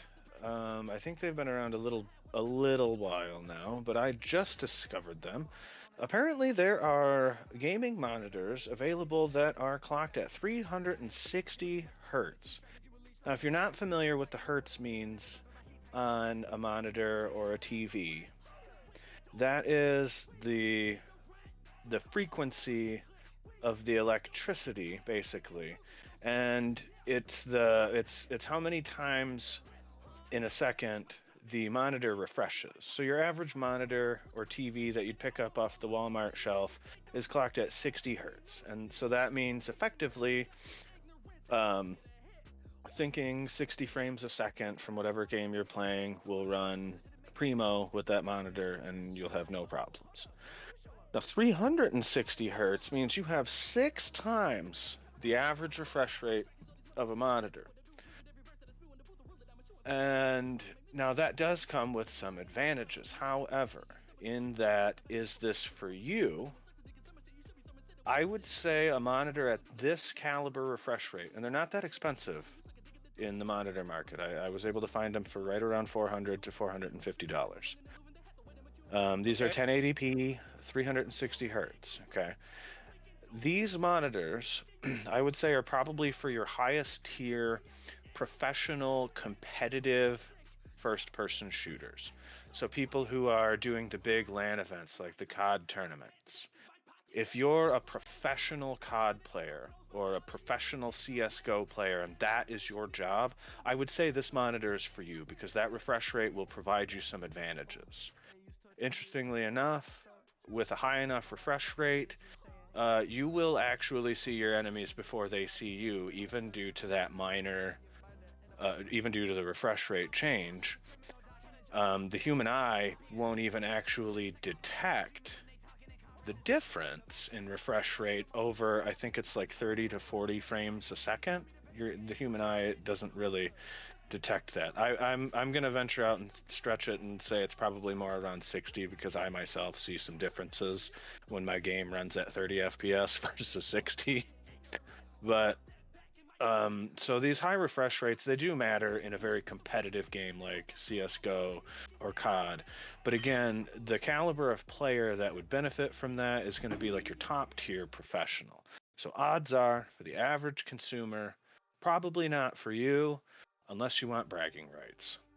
Definitely will have some bragging rights because I guarantee nobody you know has one. So from there, I'll segue into some new stuff that's coming out. AMD just dropped a new CPU, the 6900 HS. It's a laptop-only CPU. So what that means is it's going to be an integrated CPU, meaning you can't take it out and like put it in my desktop, for example. Not compatible. It's a different style. However, it's got Intel on their toes because Intel just recently dropped their 12th gen Alder Lake series processors, which I'll get into in a minute. What in the world? Sorry, distractions away. Now, AMD is not competing, the CPU is not competing with the 12 gen HZ series in power. Intel's got them in the horsepower. But where AMD has got Intel nervous with this particular laptop drop is the Intel laptops that are featuring these 12th gen processors. These things are power hogs. All right. So first of all, your battery life is going to be substantially shorter. The AMD laptops are pulling almost double the battery life away from the wall that the Intel laptops are. And pound for pound, power per watt, AMD is killing them. AMD is getting a lot more power per watt because these new processors are only using about 65 watts of power, and that's at peak. That's at peak run. Now that's a good thing because laptops are hard to keep cool to begin with, and the higher power you're running, the hotter it's going to get. And so with the Intel CPUs pulling 120, 125 watts, and in some cases even more than that, they're hot. They're hot processors, and like I said, it's very hard to keep a laptop cool. The other advantage that the Intel laptops have is they're substantially lighter than the AMD laptops, that they have over the Intel is they're substantially lighter. Many of your Intel laptops, the thing you're looking for is back there on the table. I threw the last one over on your table. So the Intel laptops, a lot of those are beasts, and they're weighing in at 4, 5, and even 6 pounds. Okay. And that's a lot for a laptop. We haven't really seen laptops that heavy in a hot minute. Like, laptops have gotten really small lately and thin, streamlined, very light. So these AMD laptops, in addition to running cooler, having more power per watt, and being away from the wall longer, they're also lighter. So AMD is pushing a different aspect of the competition with Intel to keep them on their toes. Now, I can't say for what Intel will do in terms of some of their other processors in the 12th series lineup, but going up against the 12900, AMD is killing it in that regard. Now, if Intel goes through and does like a 12600, which is their i5, the Alder Lake 12600K desktop processor right now is actually one of the best bang for your buck processors on the market. It's super powerful. It's pulling, I think it's like 15% less game performance than the 12900, and it's a much cooler running processor, again taking a lot less power than the 12900. So it is a very competitive desktop processor, and if they bridged that over to a laptop, I think they might have some promise in being competitive in that market. I think at that point AMD's power per watt may come into play, and so you may see more performance from an AMD laptop, but at least then Intel could keep competitive. And kind of segueing into the Intel 12th gen, that's exciting because that means new CPUs are on the horizon. Not only has Intel dropped their newest CPUs, but that means that now AMD, in order to remain relevant, is going to have to release theirs soon, hopefully. Hopefully not too soon. I don't want them to rush their product. AMD, like any company, when they rush a product, it's not good, but instead when they take their time and they finish developing it fully, they are very well known for making amazing products, especially for the budget buyer. But these Intel 12th gen processors are incredible. Not only is the i5 a huge step up in terms of mid-tier CPUs being not only relevant for gaming, but even like recommended for gaming. Looking at the higher end, the 12900K, that thing is a monster. They've got those at a boost clock of 5.3 gigahertz.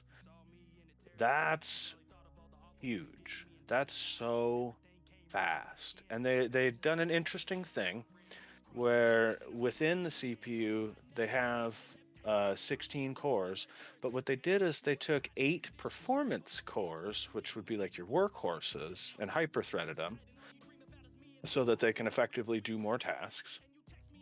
And then they have efficiency cores. So when you're not in such demand for power, it'll run at a much lower wattage, making it less of a power hog when you don't need it to be.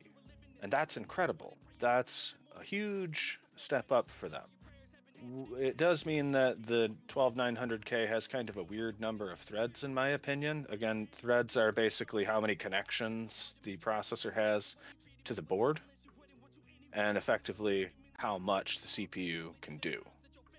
So hyper-threading means that it has 2 threads per CPU. So it does give it a weird number of threads. However, it isn't really taking away from the power. Again, with that clock rate, it's insane. However, there's always a but. Again, the 12th gen series are power hogs. The 12900K can consume upwards of 250 watts of power, and that's insane for a CPU.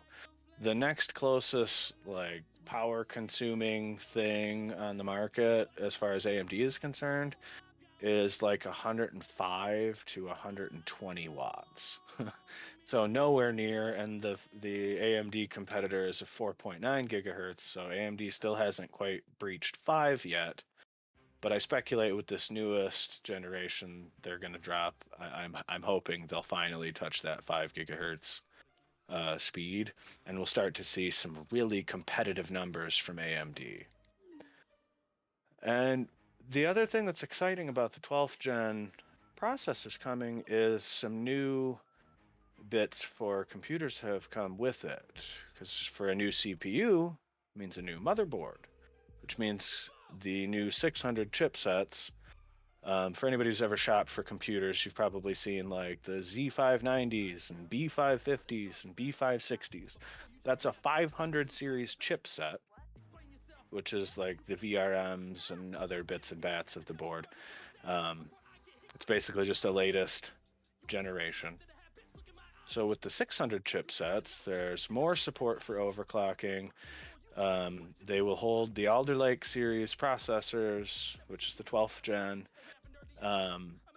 as well as the other thing that I can segue into from here, the DDR5 RAM. So now, right now, the most common RAM in gaming rigs, even pre-built like Walmart rigs, is DDR4 RAM. Now, DDR4 RAM is amazing. It's really fast. They get really good clock speeds out of them, and they're very budget-friendly nowadays. They're very available, and all of those things are actually, in my opinion, what makes DDR4 right this minute more of a budget-friendly route to go with your RAM.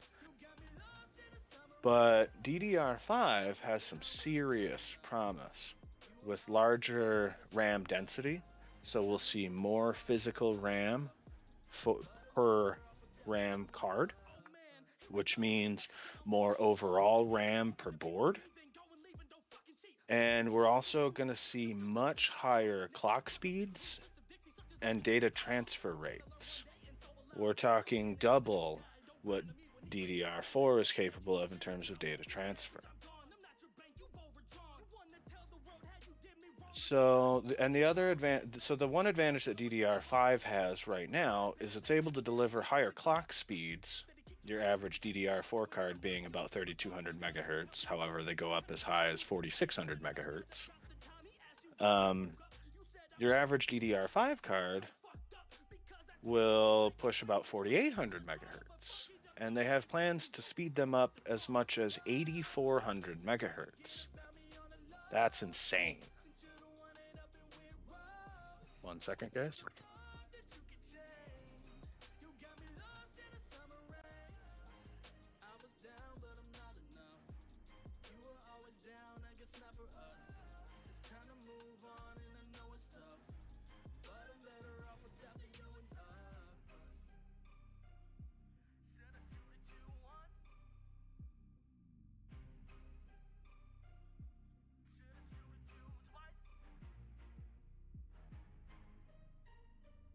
Sorry, getting questions from everybody around me.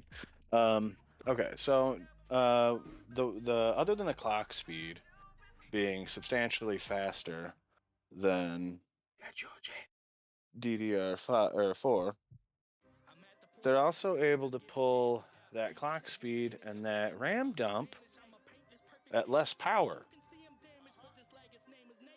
They're using less power for these more powerful RAM cards, and that's impressive. That shows that we are advancing substantially in technology, being able to have higher data transfer rates, meaning you can move more information at once, and use less power.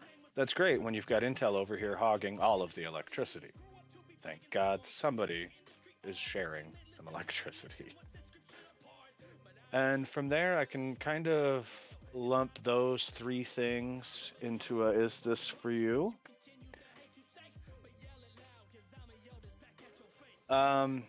Maybe. DDR5, probably not right now. They have higher latency because they're not quite as well developed as DDR4. We haven't had as much time to play with them. The overclocking these memory cards is not nearly as intuitive as DDR4. Again, that just comes down to the age. These are in their infancy, but we'll see in the next coming years, DDR4 will start to phase out and DDR5 will take the throne as they get the latency down. Right now, the latency on DDR5 is about double to double and a half what DDR4 is. So if you took a 4600 megahertz DDR4 card against a 4800 megahertz DDR5 card, the DDR4 is probably going to not just win, but probably kill it because of that latency difference. So DDR5 is probably not for you yet, but in the next coming years, I would keep my eyes out for it. As for the 12th gen Alder Lakes and the 600 series motherboards, if you're at the peak of gaming, and you like raw power and you like crazy frame rates, that's the chipset for you. There is nothing on the market right now that is competing with Intel's 12th gen i9. I mean nothing. It is raw horsepower. So again, if you're at the peak of gaming and you like your games to run at insane frame rates or with disgusting graphic settings, that is definitely the chipset and processor for you. Right now, they're a little pricey. Not so much the processors, more the motherboards are pricey. But again, in the next couple of years, we'll see those come down as well. They do make a DDR4 compatible 600 series motherboard, which is good. It means you don't have to run DDR5 with your new 12th gen processor. You can run DDR4, which means you can save some money on that upgrade in that way. So that's good for those of us who don't have unlimited funds and do have to usually build or buy within a budget. Shit, we all wish we had unlimited funds. Whoa, man, if I could get a free build out of fucking like Micro Center, I would cost them like 30 grand. Now, Mills, Oh, yeah. I have a question for you. Yeah. What would your budget build be? My budget build? By the way, anyone who hasn't seen my shirt, sorry to interrupt. No, go ahead. Yeah, right. Allie, you gotta see that shirt. It's so cool. I'm happy to pause for a second to let him show that. That's such a cool shirt, honestly. I'm a little jealous that I didn't have one when my kids were born. Okay, so my budget build. Thank you, I love it. I just recently found. So that depends. There's two ways I can answer that question. A lot of people are looking for a pre-built because buying computer parts is overwhelming. And hopefully in time through the podcast, I hope to kind of alleviate some of that burden on the people that choose to tune in, and just kind of give them a good direction to go with it. It is overwhelming. There's clock speeds and latencies and CUDA cores and tensor cores and ray tracing cores and processor cores and it's over fucking whelming. You lost me at cores. Exactly. I just gave you 5 different types of cores since we started this conversation. So it can be overwhelming. So a lot of people are looking for pre-builds. So if I were gonna buy a pre-built, I just recently found that Newegg has its own in-house brand called ABS, and I've watched a lot of reviews from some higher-end tech YouTubers where they do bench tests to see how they perform out of the box, and then post bench test they tear them down to check craftsmanship and build quality. And ABS right now is like leading the pack in terms of pre-builds in not only bang for your buck, being that I found an i5 10 series, which for people who think you might be better getting the 11th gen Intel, don't. If you're going to buy 11th gen, don't do it. Buy a 10th gen instead. 11th gen actually performed worse than the 10th gen. The only thing it did better than 10th gen was used a smidge less power, and not enough to really matter. But it had a 10th gen i5 and an RTX 3060, which is a really good mid-range card. I'm using mid-range loosely because graphics cards are god-awfully expensive.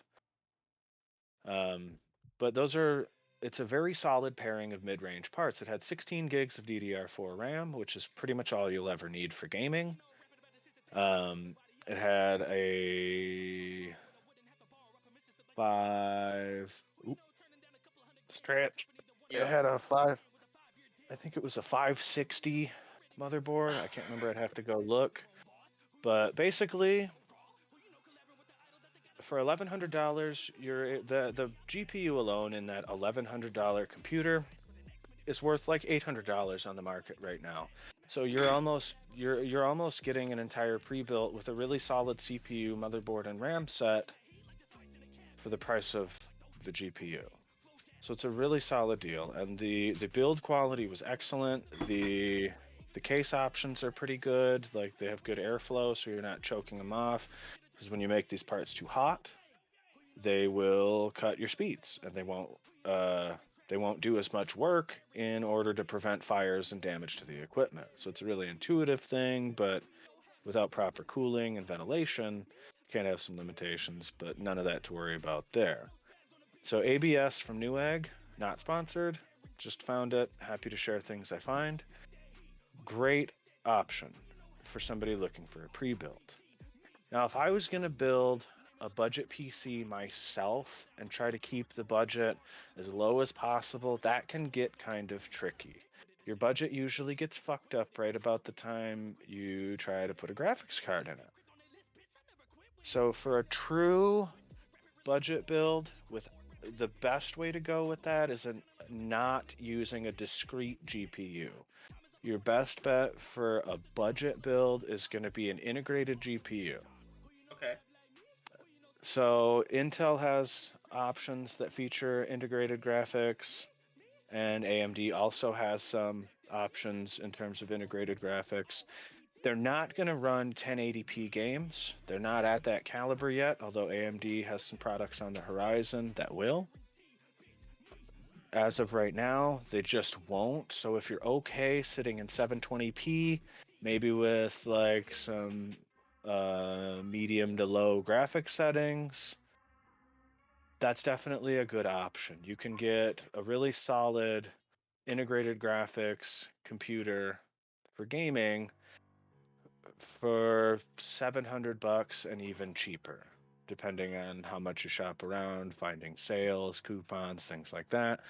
There's a lot of ways that you can save money.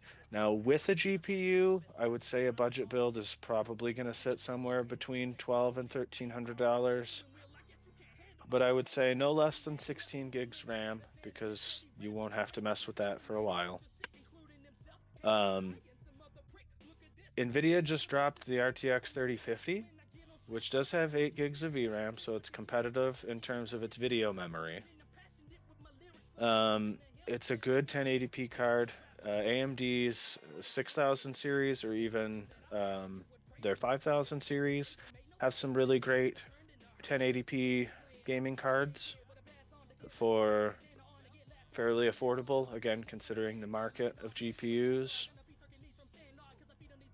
So I would probably say if I was going to budget build, I would say an AMD 6600 or 6600 XT. Probably either an AMD Ryzen 5 5600X or an Intel i5. If I was going to do Intel, I'd probably spend a couple extra pennies and get that new 12th gen because that thing is such a monster right now. I can't Okay. stress that enough. That 12th gen, that 12600 it's just disgusting. I can't believe the performance they're getting out of that little chip. Motherboard, B550 or B560, great fucking boards. They're really great boards. They allow for a lot of options. They don't necessarily support overclocking, but typically for the people that are doing a budget build, they're not really looking to overclock. They're really just looking for out-of-the-box performance, or in this case, fresh off the desk performance. So yeah, I would say an i5 or a Ryzen 5 paired with like a 6600 or a 6600 XT from AMD and like a B550 motherboard. Whatever you can get a hard drive for. If you can find an M.2 terabyte, I would say go with at least a terabyte. Find it as cheap as you can. Samsung has a really nice 970 EVO. It's like $100 right now, and it's a full terabyte M.2. It's really fast. It's really nice. It'll fit on just about any modern motherboard, and it's a full terabyte.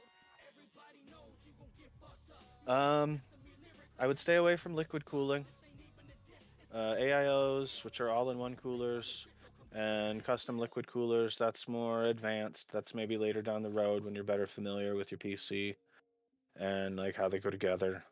My next build is probably going to have liquid cooling. I wasn't going to initially, but there's some finer points with RAM clearance and I'll be right back, guys.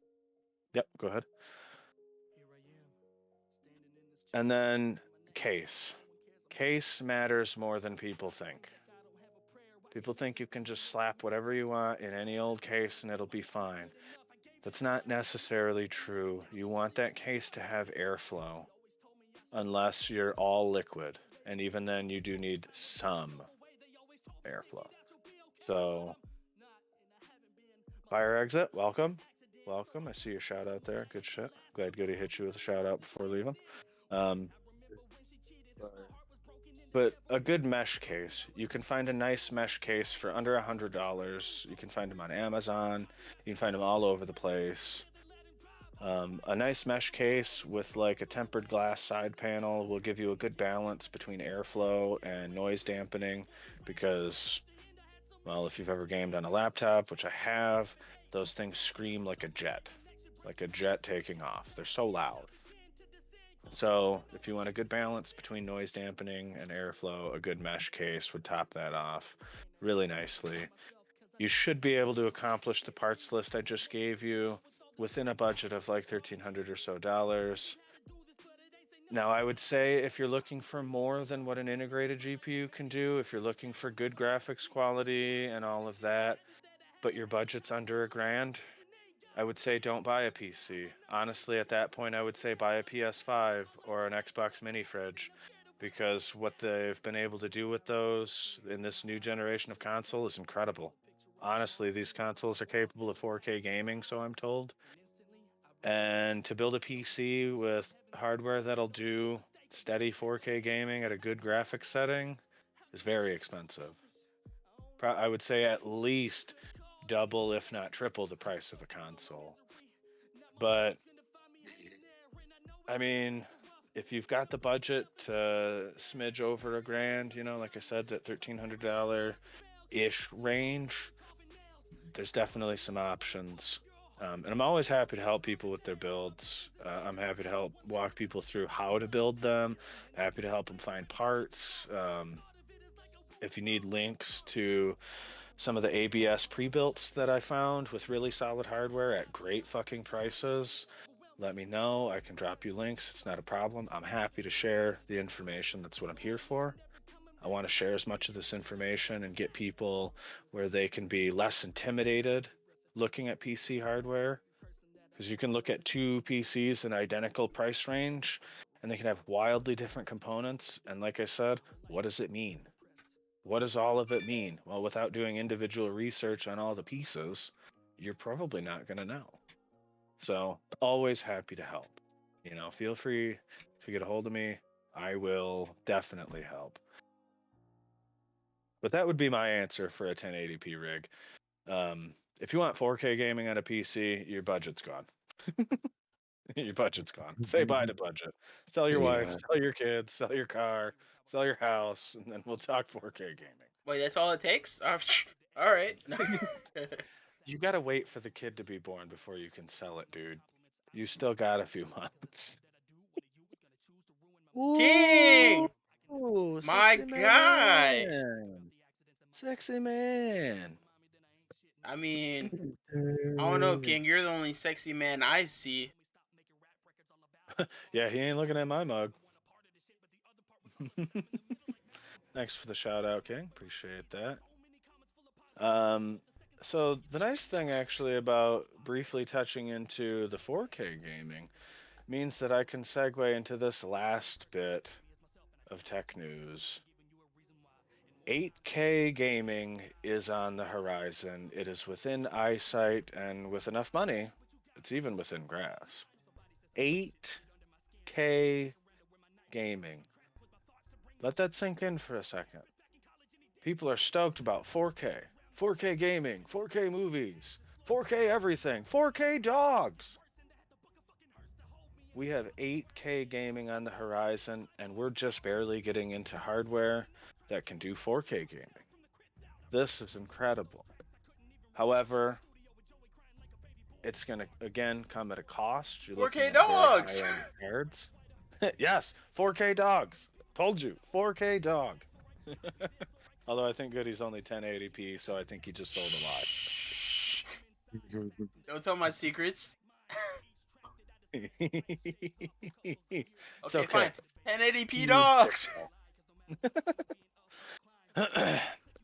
So, the issue with 8K gaming right this particular moment is there's not even a monitor that will support that. So, before you think you're going to go drop 10 grand on a PC and game in 8K, you're not. The best that we can offer right now is 5K, which is a really weird number in my opinion, but hey, it's more K than 4.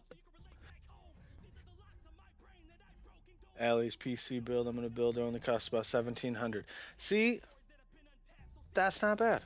1,700 is reasonable to get a really good PC. I'd say above mid-tier even. You can probably do in a $1,700 budget. And yeah, dude, I don't expect anybody to spend 10K on a computer. You got to be a scientist or... Oh, you're good, Ellie. So like the people who made... Who rendered Terminator, the latest Terminator movie, they used an AMD Threadripper, which is a disgusting CPU. If you ever want to see a CPU with way too much power, that's the thing. But a 10K on a computer, that's for scientists and like big time like movie editors or moving huge amounts of data that's like unfathomable to the average computer user. Do not recommend 10K on a computer. I don't even really recommend what I'm about to spend on the build I've got in the works, but I want it, so I'm gonna do it. It's my gift to myself since my taxes came back way better than I thought. But for anybody who knows Gemma. anything, hello Gemma, welcome. Thank you for coming.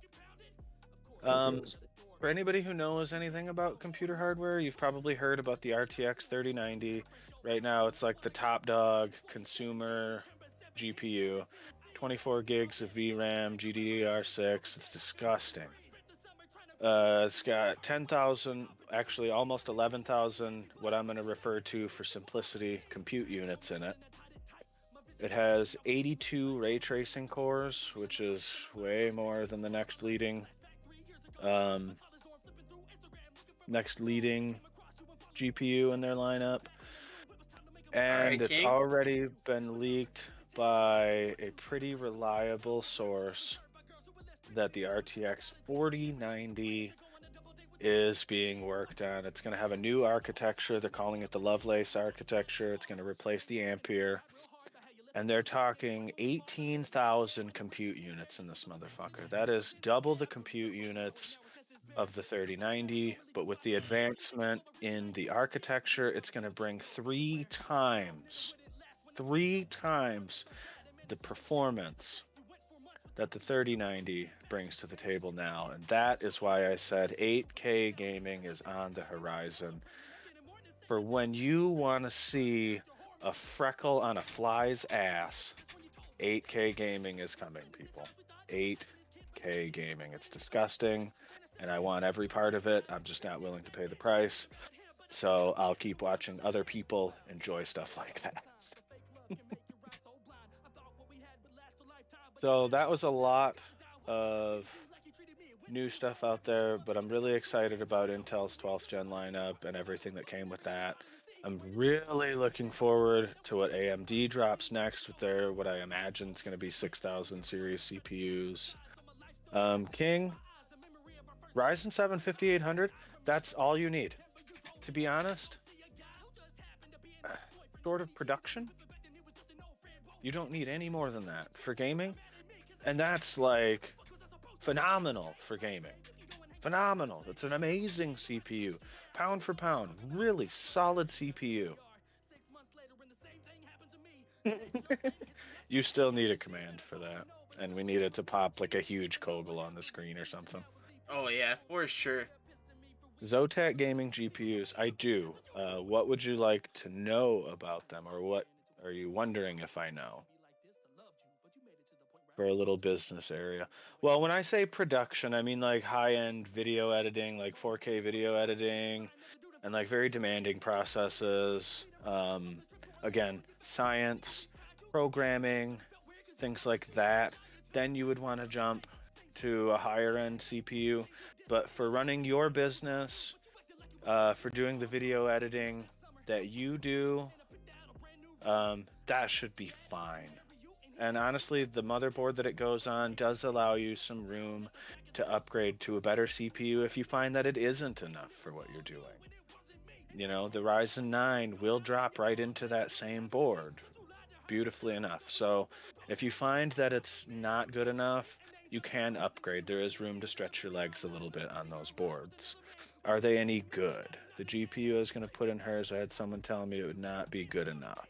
I think I remember you telling me the GPU that you were looking at, and for the sake of getting a GPU in it, it's fine, if it is the one that I think it is. For the sake of getting a GPU in it that will spit out graphics, it'll be fine. I wouldn't hold my breath for it to do like high settings or ultra settings, but like a low medium, and it should hold its weight just fine. In terms of Zotac, so one thing to bear in mind when you're looking at GPUs, especially NVIDIA is super guilty of this. When you're looking at like a Zotac 1080, we'll say for example, or an Asus 1080, or an Aorus 1080, what's the difference? Well, not a lot. Those are all NVIDIA cards. The PCB yep, I thought so. That's the one. That's the one. So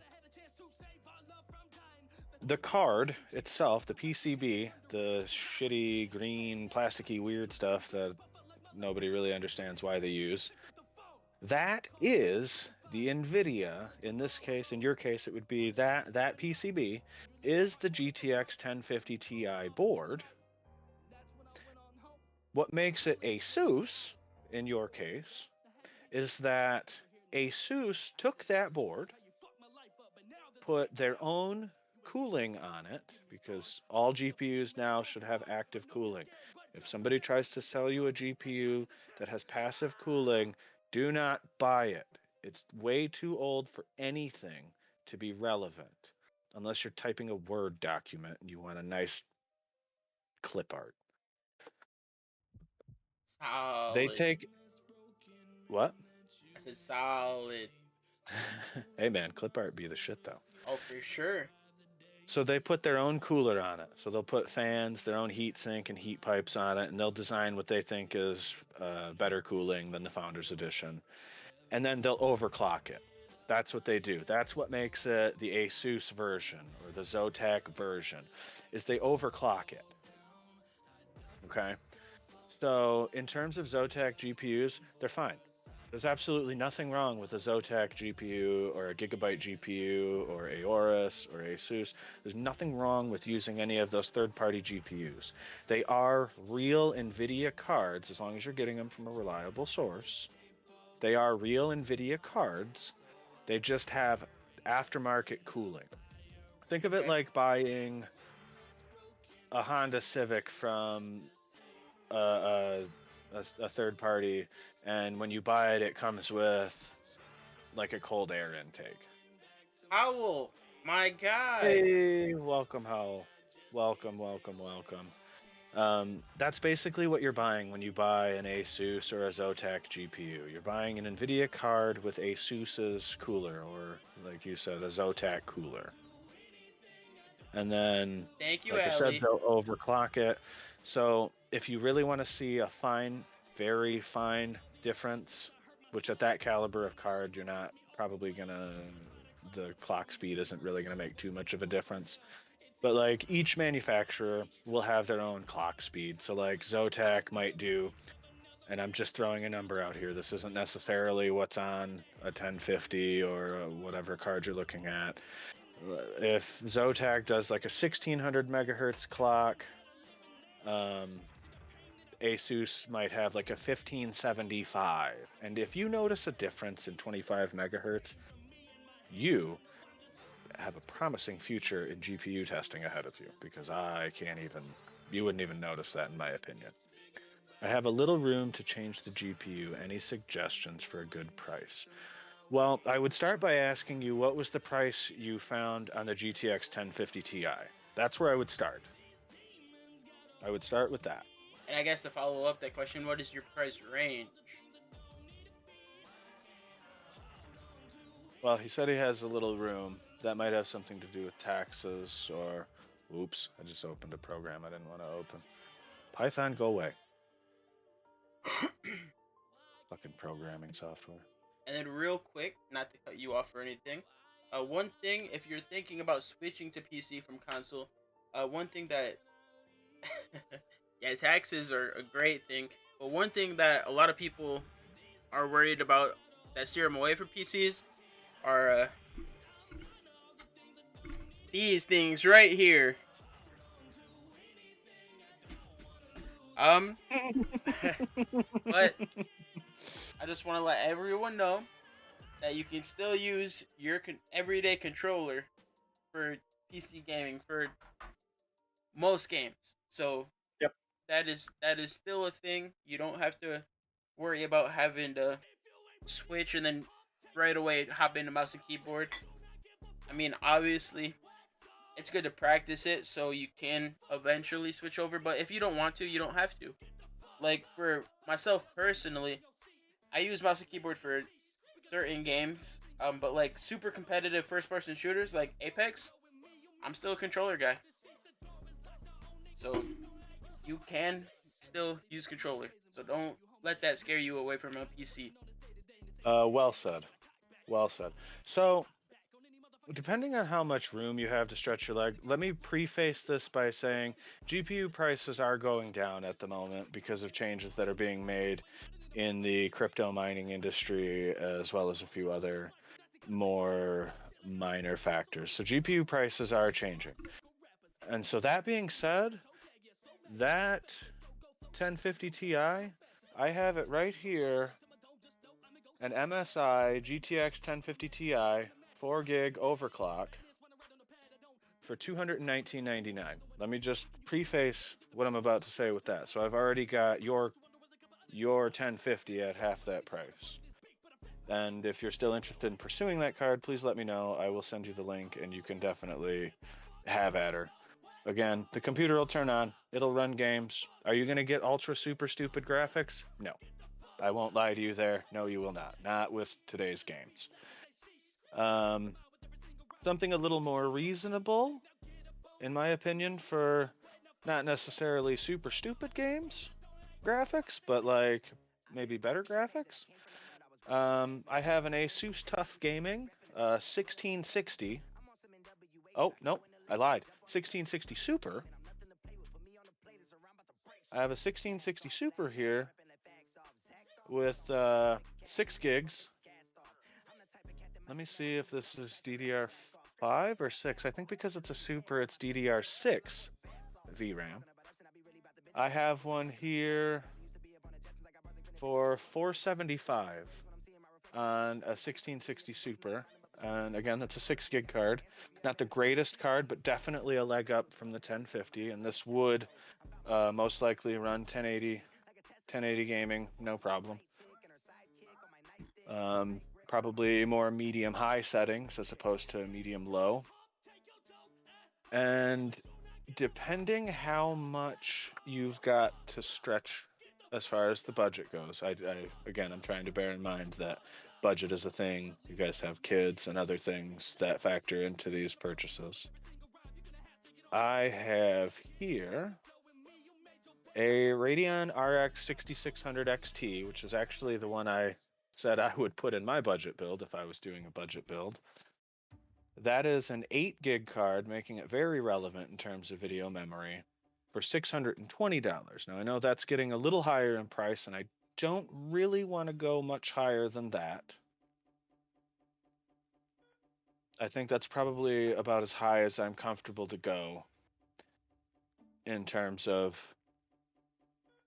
budget cards.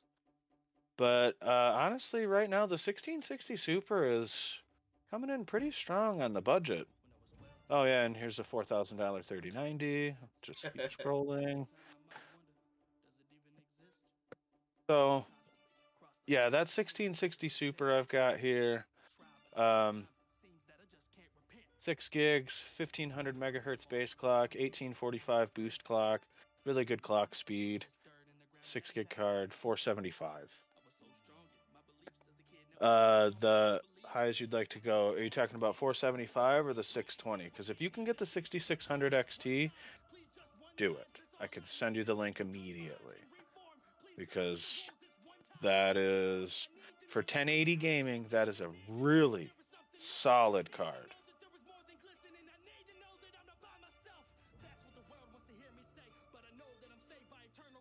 Mills, I got a little quiz also. Okay. How about we tell everyone what we're running currently?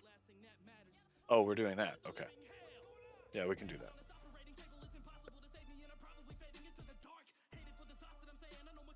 I'm currently running a AMD Ryzen 5 3600 6-core processor, and then I'm running a AMD Radeon 5500 XT GPU, which I run everything pretty solid. On most games I play on high settings, 1080p, no problem. So I really enjoy my PC. Eventually I do plan on upgrading, but for now, it's solid. It does everything I need it to. I have no complaints at all. King, to save you the burden of, well, the burden, I just sent you the link on Discord. Check it out at your leisure. And actually, just to be a good little helper, I will also send you the 1660 as well. And again, oh, I might have fucked that up. Yep, that's the wrong link. Not Cornhub. Just kidding. Why not? It's not actually, You love Cornhub. I do love Cornhub. Oh, this one's amazingly through Amazon. All I've ever wanted to do was be a corn star. Bet. All I've ever wanted to do was pornography. So the Amazon link is the 1660. Amazon, by the way, is coming in hot with some really good prices on PC parts. They're giving Newegg a run for their money, and Newegg is feeling the backlash. But yeah, I dropped you both links. So again, check them out at your leisure. Please let me know what you end up going with, because I'd love to know. I love hearing about this stuff. And so going into what Goody said about what we're running, I am running a Ryzen 7 5700G. Now, that has integrated graphics, which means it does get a little less CPU power than like a 5800X. But that was a tactical choice. That's because I use the computer for more than just gaming.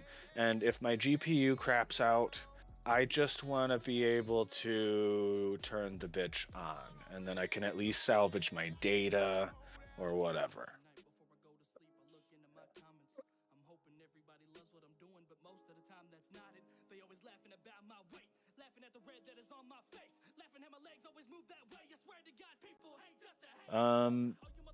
Yeah. Really, there will be fine differences in the clock speeds. The clock speeds will be a tiny bit different, and the coolers will be a little different. Other than that, yeah, RDNA 2, that's the correct architecture for those GPUs. You will see a difference if it's a 6600 versus a 6600 XT. There's a difference there. But brand to brand, it should really mostly just come down to the cooler's appearance and the clock speed. So yeah, there should be no difference there. They're both going to be 8 gigs of GDDR6. They're going to have, yeah, the 3 HDMI ports. Okay.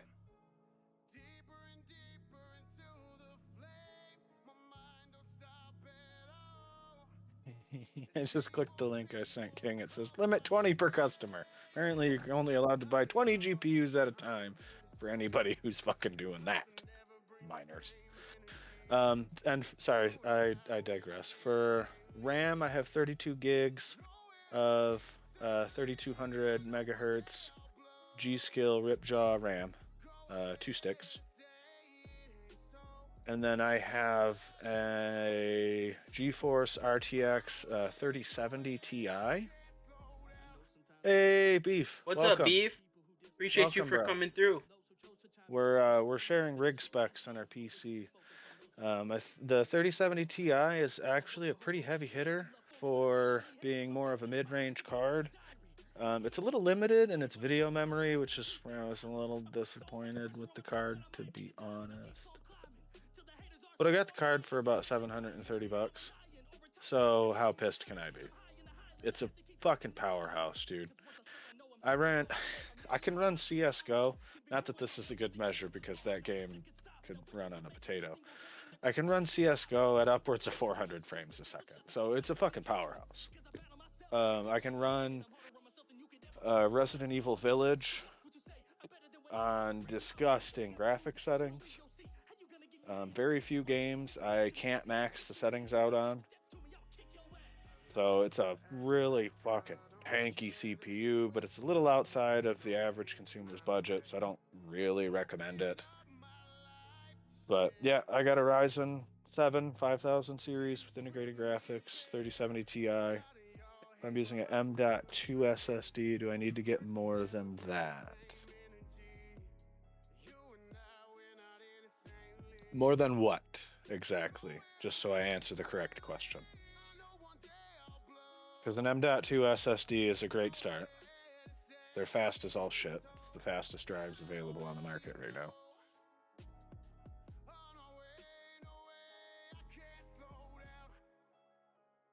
Do you mean more drives than that? Because depending on how much raw storage is in the SSD, maybe not. It just depends on the size of the solid state. I would say a comfortable resting point. I'm getting a Seagate 1 terabyte M.2. That's fine. That should be fine. The only place I see her having an issue with that is because she plays Ark, and that's very game specific. Ark and COD. Those games are fucking massive on computer.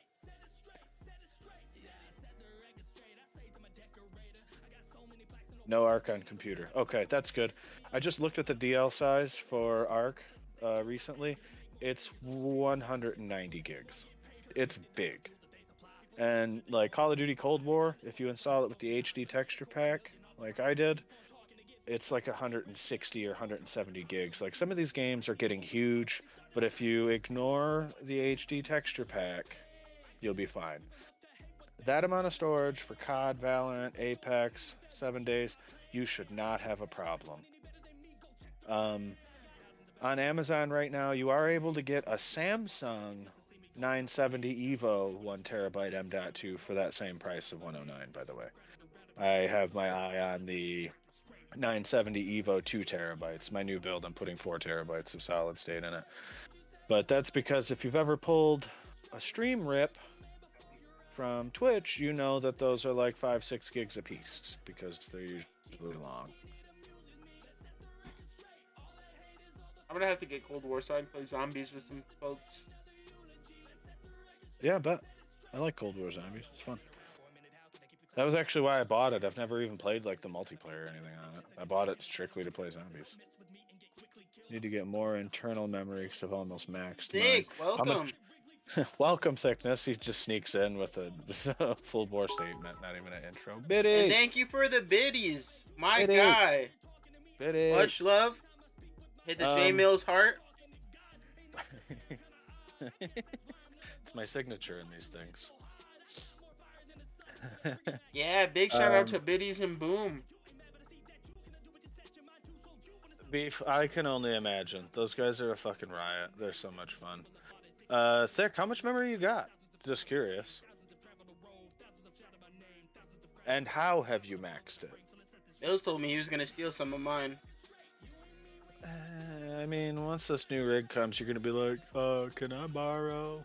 And I'm gonna be like, no. I'm doing Suck pretty on your solid. terabyte. I'm Suck doing on your pretty terabyte. solid. I have 2. And 560, whatever. Well, now I'm just gonna have to throw a few more drives in there until I get like 10, 12 terabytes. Eat it. 2 terabytes, 1 internal, 1 external.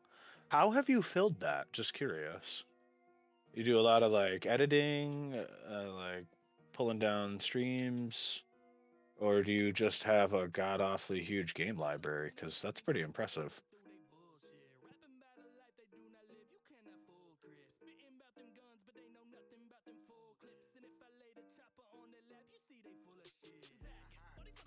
Uh-oh. The next question.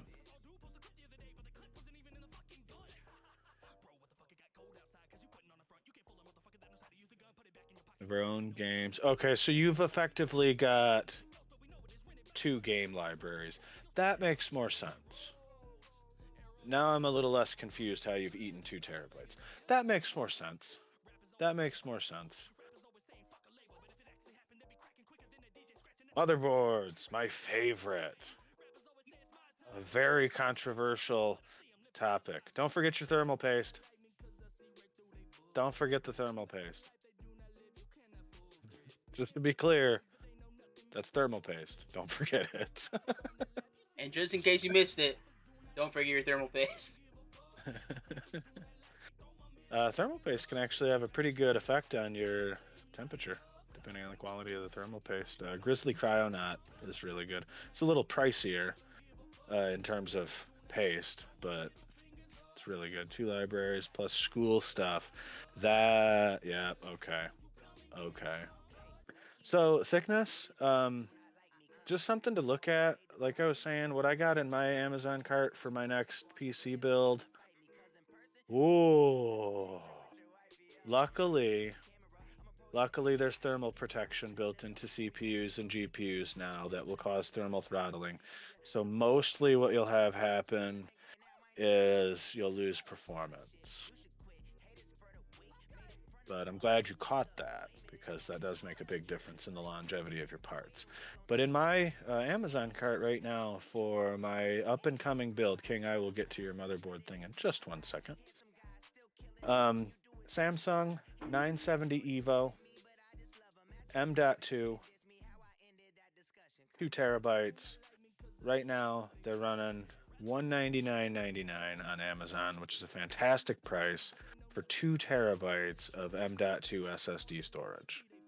So that's a good solution. I don't know how many M.2 slots your board has, but if you've got the slots, or even just a slot, that's a pretty cost-effective way to get a good chunk of storage added. Thanks, Oh. Allie. Hers only has one. That's okay. They don't need all of the M.2 drives. M.2s are not a requirement for any game. Some games do prefer you have an SSD, but M.2 is not a requirement. Welcome. So having a single M.2 is fine. It makes a good boot drive. Your computer will turn on like that.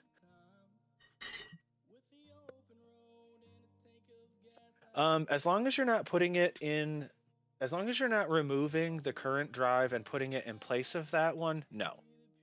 You'll just format it to your computer and it'll detect it as a new drive. Like I'm sure when you look at your different drives, you have C drive, which is your main drive. You'll have D drive, which is your external. And then if you add this one afterwards, it'll probably come up as E drive. So no, it'll just open up as a new drive. How you doing? So Nub? now- I'm doing pretty good, dude.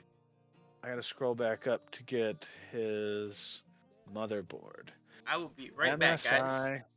Yeah, man, no problem. MSI X570, AM4, DDR4, PCIe 4, SATA 6 gig, M.2, USB 3.2, AC Wi-Fi 5. Okay. HDMI ATX. Okay, so the ATX is the size of the board. That means it's a standard sized board. There's, I can't remember if they're ITX, but there's like smaller boards for doing the small form factor builds. Oh, you did? Yes, you did. Thank you. I can get a much better answer for you looking at this. Second and third gen AMD Ryzen. Will support Radeon graphics. Frozen heat sinks. Ooh, that has an active heat sink on it. I see that little fan in there. It's not necessarily like required, but definitely cool. Help keep some of the VRMs a little cooler and let it run a little longer.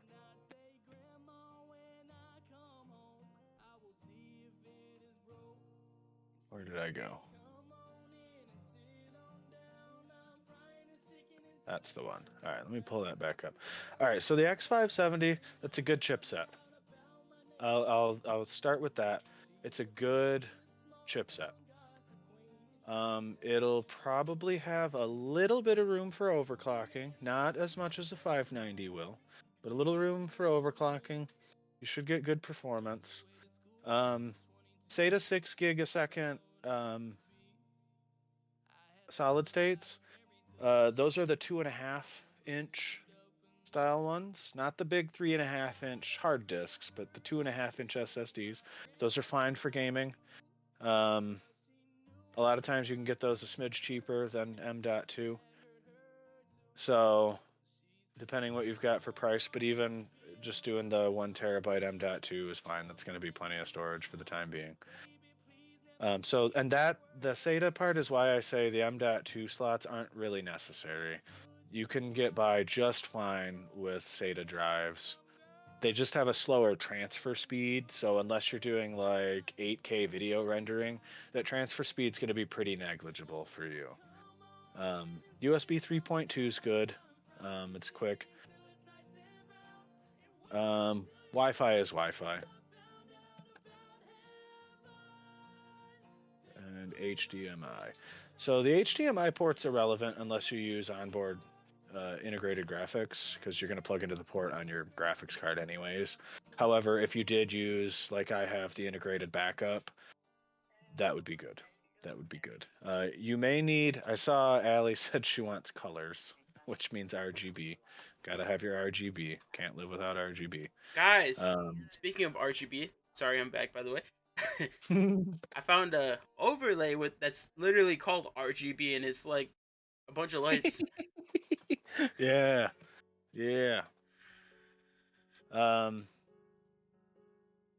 So you might need an RGB controller. I don't know how many headers that one will have on it for plugging in the RGB, but an RGB controller is cheap, and it should just plug into a fan header for power, and then you would plug your RGB into that. Again, these are all things that if you need the help or want the help, I'm happy to help you with that when you go to slap all this together. So, Allie, good news. RGB is very doable. We can make this pretty as shit. How pretty do you want it to be? You want Asus RGB Aurora. headphones? I have RGB headphones, OJ. I know you do. I'm talking Me to Alan. too. You want RGB headphones? I saw those. Cookie. You see those. Ooh, that's pretty. I'm looking at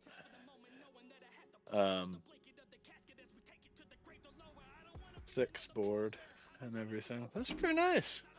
What's that Aorus Monster GPU you got sitting there? I see it's an RTX, so I know you're at least a 30 series guy. Just curious, what do you got strapped into the tank? Oh, good. You should have everything RGB. All of it should be RGB. And then, after you've got it all assembled, My you should wrap mouse, the whole thing in RGB light strips. my mouse is RGB. My mouse pad, We'll make this glow like a nuclear reactor. my mouse pad is RGB. Dude, the 3060 is a fucking banging card, dude. That's like my favorite mid-range card right now. It's got 12 gigs of video memory. That's insane. The next RTX graphics card that has 12 gigs of video memory is the 3080 Ti. Yeah, see? 650 bucks. That's why it's like my favorite mid-range card right now. It's not too much price. Again, I'm using that term loosely because GPUs are fucking expensive. It's got a ton of video memory and it's a really solid card. You can game and stream no problem with that thing. This is my keyboard.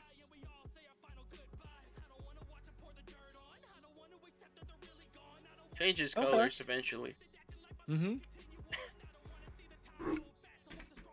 Got her Corsair RAM RGB. Beautiful. Beautiful. She says, I need it. I'll send you the link, King. I don't know what PSU you have selected.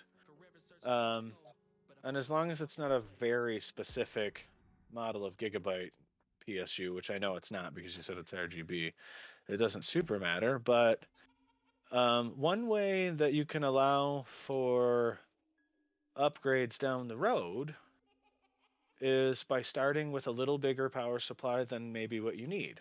A lot of people start with like a 450 or a 600 watt power supply, but if you start with like a 750, very overpowered. How many watts? Just curious. Sent you a DM of the case. I'm sending. Okay. Okay. Oop.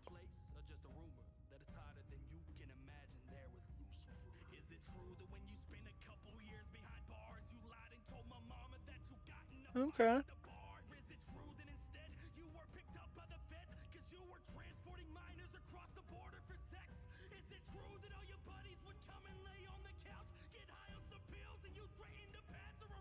Oh. Yeah, okay. I'll just scrap what I was saying because you're way ahead of me. That's so much power. You should never ever have a problem. You could go all the way up to a Ryzen 5950 and a fucking 3090 on that power supply and not even stress it. So, okay, good.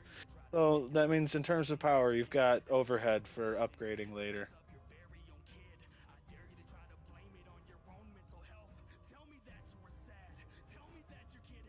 That's a very pretty case. My only question for it is what's the airflow look like on it? I can't tell. The front looks like tempered glass.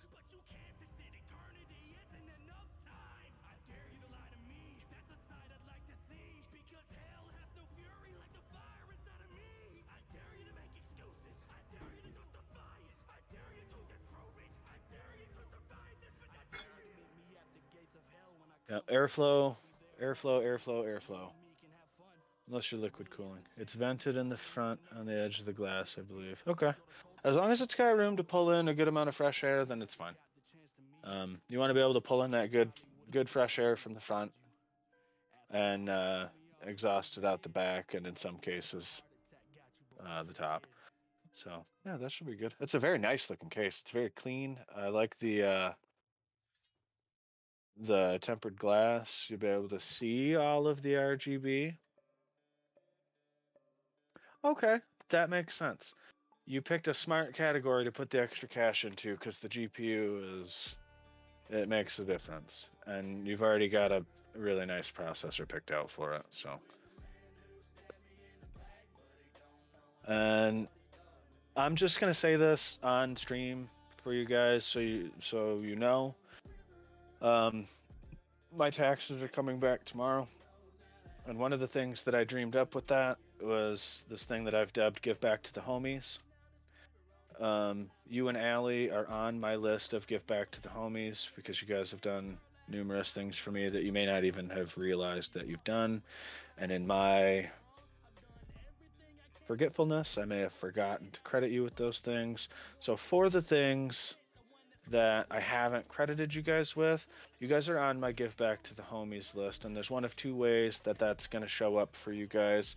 I'm either A, going to slap a big fat chunk Mills into is that a GoFundMe, Mills is or a I'm fucking gonna great send guy. you raw parts. I'm likely gonna put it into the GoFundMe since you've kind of got a good idea of what you're doing for the parts. So just know that that's coming your way. You guys got some love coming from me for being the incredible humans you are.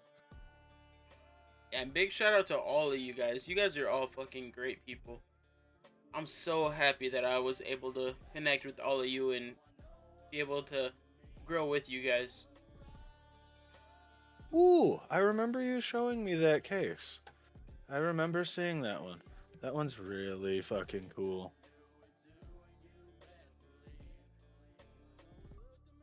Allie, we love you just as much. Trust me. You guys are amazing. You guys really are. Yeah, Thick, that's what I'm on about, dude. I want to elevate the homies, man. I said this from the start of me getting into like the congregation and then into Allie's Discord and everything. Like, I don't want to outshine my homies. I don't want to outshine any of you. I want to elevate you to where I'm at, and I want to be where you're at. Like, I want us to all be together, like at the same level. Like, we go together. You know what I mean? Hey, nothing wrong with tears, man. Nothing cry wrong too. with tears. At all. Men cry too. PC parts or peripheral giveaways. That'd be cool. That would be really cool. I could get down with that. That'd be sweet. You should try and collaborate with Nubs on that. I won't go too much into detail of it, but he's got a good hookup for peripherals and things that he shared in his Discord. He might be a good person to kind of collaborate with on that. Just saying.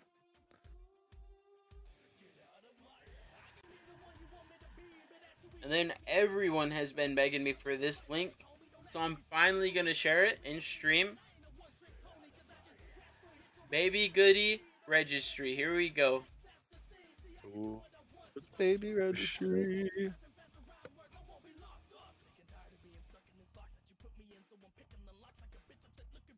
Yeah, baby. You guys, Yeah. I gave everyone permission to do anything you guys want with that link. You can share it to wherever you want. Baby Goody's gonna be spoiled regardless. Trust me.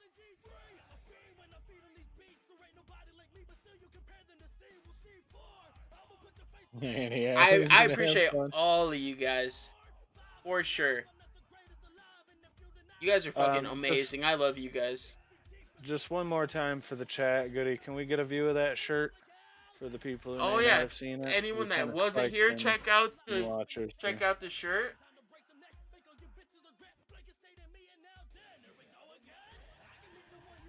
Coolest shirt I've ever fucking seen.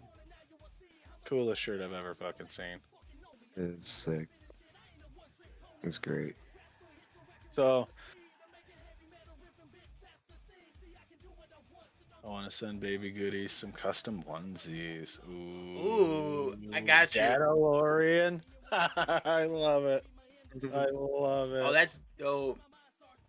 That's so cool. Anyone that needs my address, just hit me up on Discord and I will send it. No problem. For sure. So I'm gonna drop a link here to give you guys an idea. This is the case that I'm gonna use for the PC that's currently on the chopping block for me. I'm gonna bring this sucker to life with some of the best hardware I can find. And feel free to have a look at that. I think it's a sexy fucking case. It's so unique, and I love it. Oh, you should drop the one that I'm gonna get, Mills. Oh, the tank? Yeah, Oh, the I'll tank. get the tank. I'll get the tank. Hold on, I'll get the tank. Yeah. This I'm about to drop you guys Goody's next computer case. Honey, that is a tank. That's a fucking tank. Allie, they also have that same case I just showed you in white, actually. There's a white model. Okay, this is the case that we're gonna get Goody in his next build. It's a literal tank. It's a literal tank. I was so dead when I found it. Dude, that tank holds 12 fans. 12 fucking fans. Airflow for days. Yep, that's gonna be my next case. Don't at me. He said don't at me. Oh my god. So, man.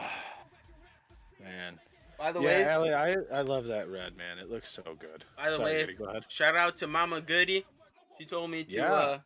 she told me to stop drinking, but this is what I got to say to her. Cheers. Be sure to tell me how comfortable your couch is when you wake up tomorrow. I got you. What's up, baby?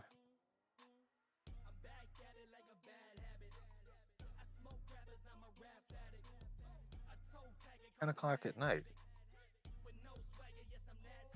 I mean, Yeah, I'll do it in a technically little it's 9:55. Get off me. You get off me, boy.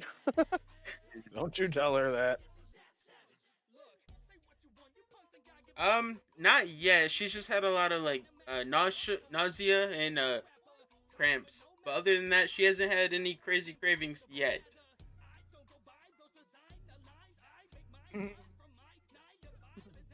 King says I'm not spending that much on a case. Not yet. You wait. She'll convince you. Alright, so I'm gonna step away, use the bathroom real quick, help my daughter with something. I want you guys to pick Goody's brain about this baby, man. Talk to him about it, like. pick Alright, his guys, brain. go What's crazy. going on? Actually, I already got her like 4 or 5 things at Preggy Pops. She's ready to go.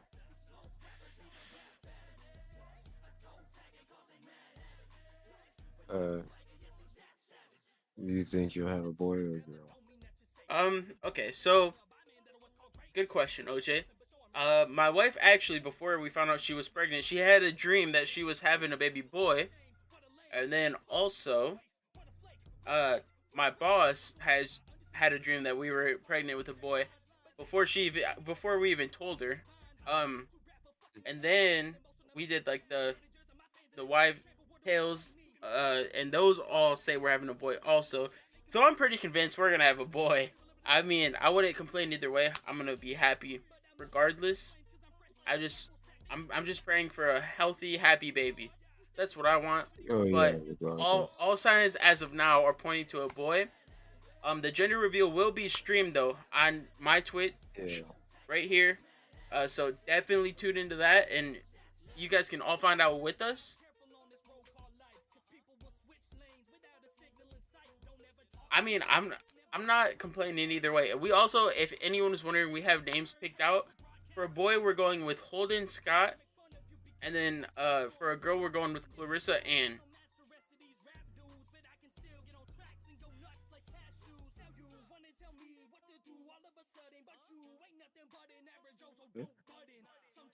And then if you guys have any questions for me, definitely let me know.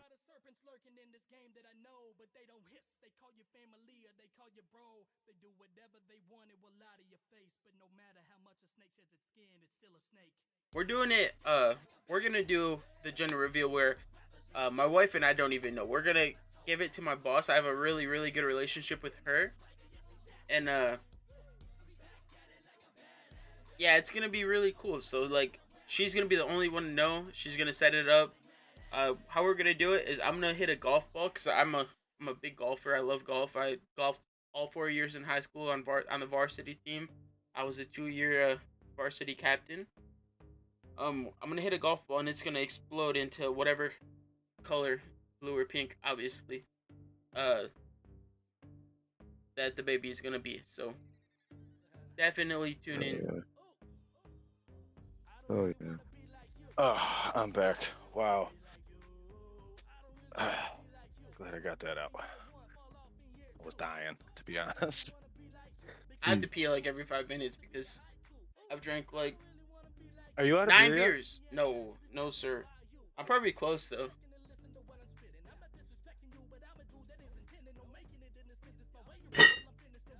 I got 2 left. Well, let's just get rid of those then. I got points. Okay. I guess I should say like 2 1/4. So Thank you, Thickness.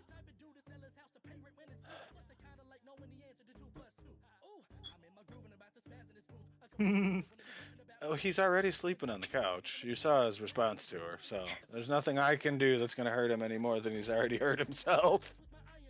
I'm only buzzed right now. I'm not drunk yet. Okay, alright. Well, you I guys can- I aren't can fix helping the that. cause. You guys are not helping the cause. Okay, I shouldn't have just spoke. I take No, I back still what I got- said. I still got 1,000 points. Actually, over 1,000 points. I can fix that. That's okay. My wife showed me her points and she has like 6K. And she was like, Whoa. don't make me hurt you. Whoa. Whoa. I'm going to recruit her into my Murder Goody with the Hydrate team. Well, fucking cheers, everyone. I just gotta wake up at 6 a.m. I'm good. Gonna be fucking solid. Fucking mint.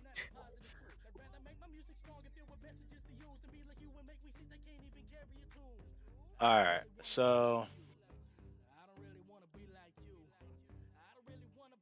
Ooh. Ooh. That's nasty, thick. oh. So anybody that was tuned in for all of the hardware talk that we just had, I'm gonna drop this link. This is mostly directed at you, King.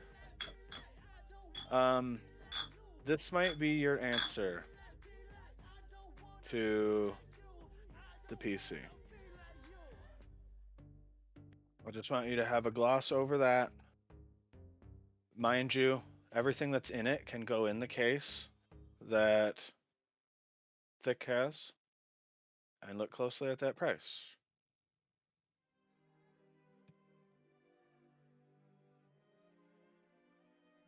Oh, yo, been that's finding- solid. I've been finding some serious pre-builts lately.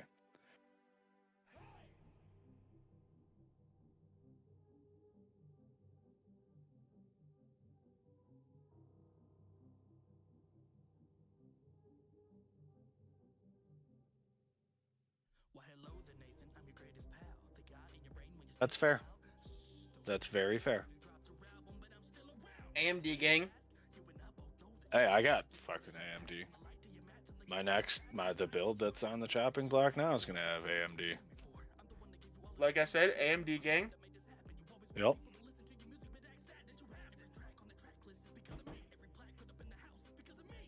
Let me see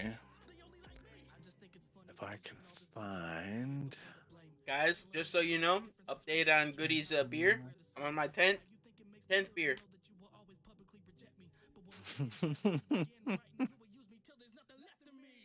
And I got more points.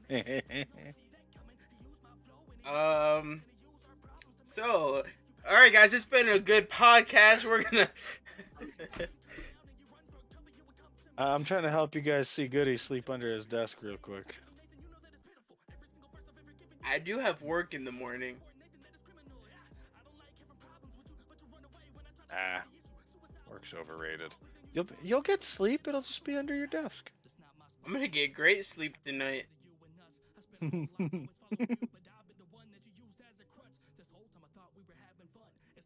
Okay, King, I got you, fam.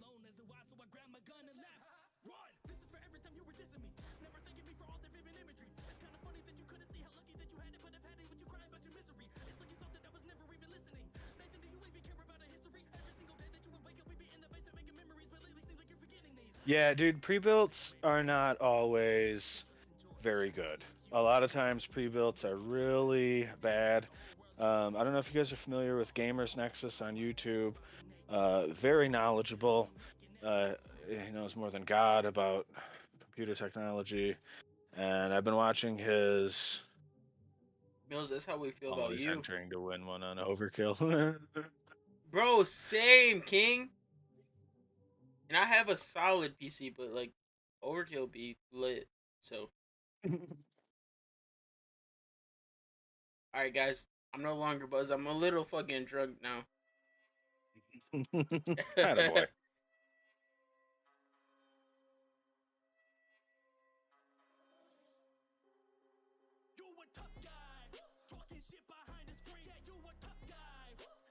I think I'm in their Discord still. I don't know. I might have left it though. I think I did leave it because I had too many. So I was like, all right, I'm out.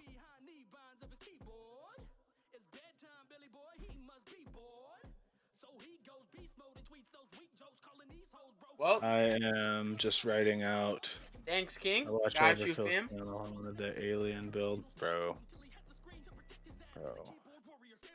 I am writing out for you guys what is coming soon in my new PC. I already showed you guys the case.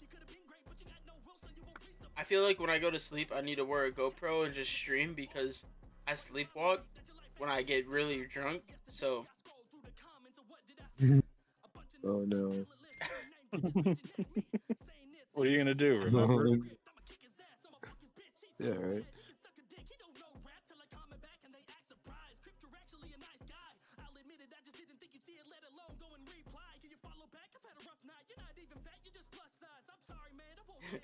King agrees. I need to stream my sleepwalking. That'd be great.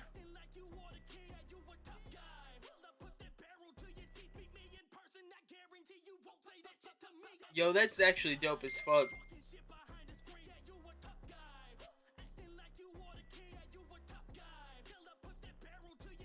You may pay to see it. Alright, bet. It's even worse if I'm drinking liquor. Like, if I drink some whiskey, ooh. Low key, I haven't been this drunk in a fucking minute. You're welcome. Happy to help. I'm glad the community pitched in too. I'm glad we could all help you get there. I gotta pee like every 3 seconds now, but we're good. Yeah. So they did a study on why that happens on the whole break the seal thing. And so when you hold a pee for a while, yeah, your bladder will contract a whole bunch of fucking times in like rebellion. It's basically, for lack of a better word, it's pissed at you for holding it, and so it tries to empty itself like way more often. That makes sense. Yo, thickness, Ryzen 5, nasty processor. And anybody who says otherwise has no idea what they're talking about. I have a Ryzen 5 too. With a Ryzen 5. There's nothing wrong with it. Just because it's not a Ryzen 9 doesn't mean shit. It's like an Intel i5. Just because it's not an i9 doesn't mean it's not amazing. Doesn't mean it's not competitive or relevant. They're super relevant and they're super fucking good. I don't think a lot of you were here. I have a Ryzen 5 3600 processor and a Radeon RX 5500 XT GPU. Yep, very solid system. I don't think we ever talked about what you paid for it, but I imagine it was probably pretty fair. I don't see you spending $3 grand on that. I actually didn't pay anything for it, but Oh yeah, that's super fair then. I traded my 2000 Yamaha V-Star 1100 motorcycle for it, and I actually got a couple $100 on top of it. So it was well worth it. But I do miss my bike. I want to get another one eventually. I just wanted something Right. different. Okay. I mean, if it's a bike you're not really riding versus a computer you're gonna strap into on the daily, it works out better then. I mean, if I live somewhere else like Florida, then it might have been different. But living in Michigan, you only get so much riding time in the year. So Too true. And we're not even getting good weather for snowmobiling. We've had a few days this year, but not many. I know it's fucking shitty. It's just cold as shit. I had snowmobiles. I sold them because we stopped getting enough snow. I was getting to ride them like 3 times a year, and I'm like, don't Oh, I come to don't. I Florida. don't want to Let's come go to when I Florida. wanna leave. It was strictly for an example. You could come chill and ride. I mean, that's Yeah. a possibility for sure. That'd be cool. That'd be cool. I love If you- riding my bike, or well, I loved riding my bike. I should say. I want to get Ooh. another bike very soon. Fuck yeah. I do want to say. first of all, Alabama. I love food, so if you're sending out invites to come to Texas and get fed, I'm actually looking to move to either Yeah. Tennessee. I will go for food. I'm looking to move to Tennessee or Arizona or Texas. Those are like my 3 spots that I want to move to. I'm gonna feed you too. I'll Oh my feed you God. guys. I worked in Italian restaurants for a couple years, like with Ooh. authentic Italians. I can make almost anything. You can't even say Italian though. Italian, get out of here. I'm drunk. Leave me alone. I smell excuses. Italian. Must be a bitch in here. It does smell like bitch in here. I'm not making excuses. I said it. We're fucking solid. Oh my god. Awesome gun laws and great food. I'm sold. Sold. And I have a house. too. 100%. Duds and steaks. Oh, I'm so sold. So sold. Can I get the You fry meme? Shut up and take my money. Yeah, I was gonna say you can have all my money. King, you took culinary? I didn't know that. Oh, I'm going Holy to King. shit. I'm going to King's house. He knows how to cook. Yo, for real. I'll give you some very, very, very old school Italian tips. Called the fuck out. Called out. Oh damn. Yeah. See, I'll cook. I'll cook every damn day. Ellie just said, don't "Hold do my dishes." beer, bitch."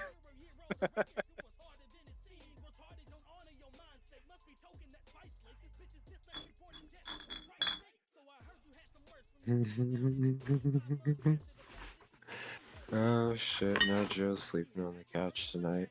Yes. How many husbands can we get on the couch tonight? We're gonna start calling this the couch stream because it ends with everybody sleeping on the couch. Call it We're- the doghouse. We're changing the name. Oh shit. This is Sleep Who on would the be the Couch chair? podcast. Welcome.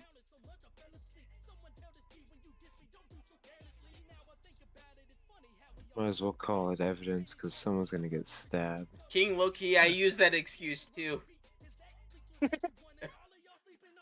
Oh my goodness. See, I don't care about that. Like I said, I just don't want to do the dishes. So if you're gonna do the dishes afterwards, I'll cook when I get home. I don't give a fucking shit. I hate doing dishes, but my wife He does said I too. get stuck on the balcony. At least you got a balcony. I mean, it could be worse. It could be like out in the yard. I live in the trailer hood, so if I get stuck on the balcony, I'm sleeping Whoa. outside, and it's Whoa. rough. I'll be sleeping in the car.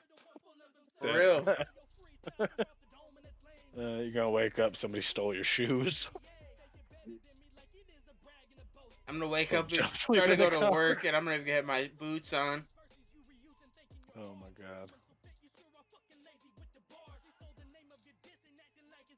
Man, so a little story about when I was a younger man and used to fancy myself a drinker. I don't really drink anymore, but when I was younger, I went to. That's fair, Thick. That's fair. It's in a hole in the desert. It's not feel fair for like- the rest of us, but I feel it's like I can fair. sleep anywhere too. I've even fell asleep Um, playing in the middle of a fucking snowstorm. Sometimes it be boring out there. When I was about 19, I went to this graduation party for one of my best friends, and she had a kegger, and it was an outdoor event, and we all parked at the top of a hill, and then you'd go down the hill to this little park area where everybody was partying at and whatever. And so after the party, I had drank so much that I couldn't actually get back to my car because I couldn't get up the hill. I would just fall down and roll back down the hill. So I ended up just staying there in the grass.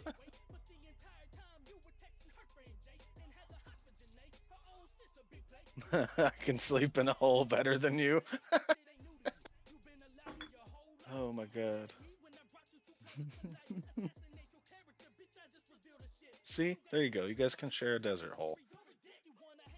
You said just come cuddle. Gotta stay warm, man. Desert's cold at night.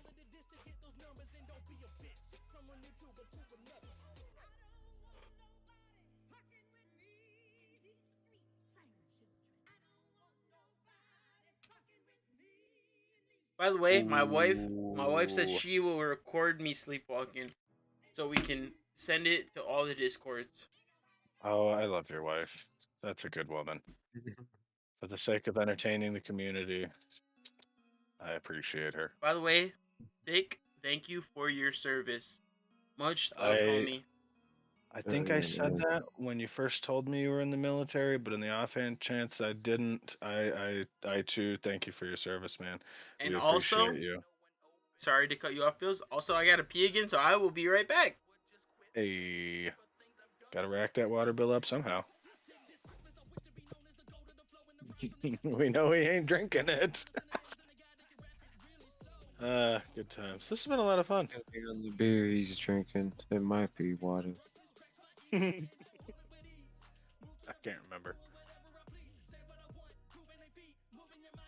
Yeah, King, dude, thank you as well. Again, I thank you all for your service. Any service members that haven't been acknowledged or haven't spoke up about being service members, thank you all for doing your part and for serving our country. We appreciate you, and our country wouldn't be half of what it is without you guys. Now I don't feel significant. You are significant. Significantly sleeping on the couch or on the chair if you keep talking about cooking.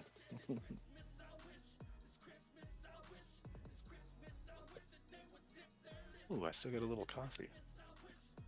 Hey.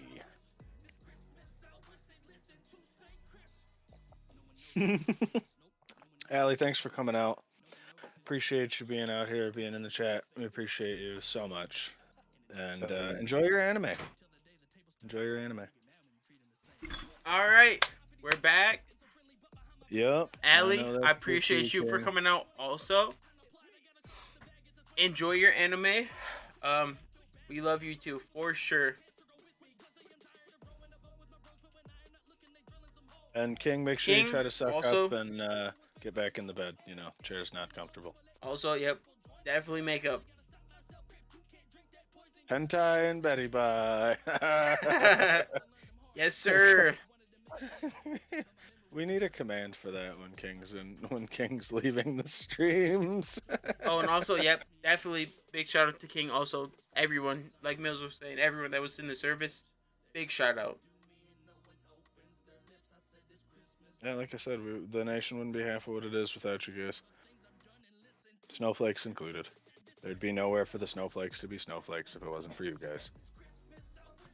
On that note, I feel like we should get into some current events, Mills. Okay.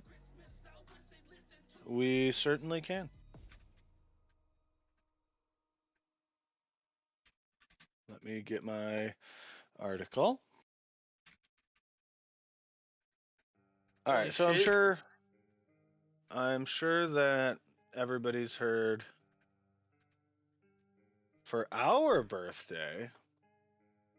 It's both of y'all's birthday tomorrow? Are you guys same day babies? I mean, I guess if we have to. Same day babies. Dude, that's incredible. Okay. Yeah, dude. What time are you guys gonna be on? I wouldn't miss it, dude. I'm wide open tomorrow. I gotta make one trip to the bank, and that's fucking it, dude. So I'm wide open. Well, just let me know what time you guys are gonna be on, and I will fucking be there. I hope it's later because I work tomorrow, but I will definitely be there. He says like he's not gonna come home and sleep off the hangover. He's not gonna sleep off tonight. Mills, alright, look, I don't need that negativity in my life. Well, you got it. Like 2 weeks. Planning on being 7:30 p.m. Central Time. I'm gonna do alternating streams. All right, bet. Yeah, dude, I'll be there. 7:30 Like I said, Central Time. I'm I don't fucking even. wide open. What time is that? Our time zone. I'm too fucking drunk to figure that out. So he's Texas, so he's probably about 2 hours behind us. Okay. So that'd probably be somewhere around Like- 5:30. Oh, you're only an okay, hour. 1 hour us. behind us. Okay. Bet. Yeah, I was about to say Texas is like 2 hours like ahead of me. Okay. Cool. Easy peasy then. Shit. 6:30. It's a date. I'll be there. Mills. That'd be 8:30, Yeah. homie. Oh yeah. Wait. What? I'd have been way early for that date. Wow. You drinking Wow. too, fam? Nope. Nope. You might as well be. No, just a loony, that's all. Couple screws loose, you know. We Screws will might be loose, be but the there. plugs are in, so call it a day. I don't think so. I don't think you did. Let me double check. Oh, maybe you did. Oh, no. Nope. You did not.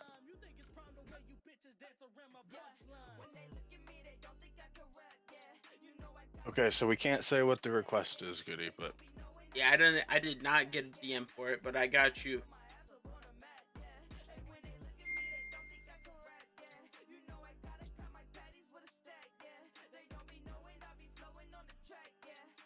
it is. Good job, buddy.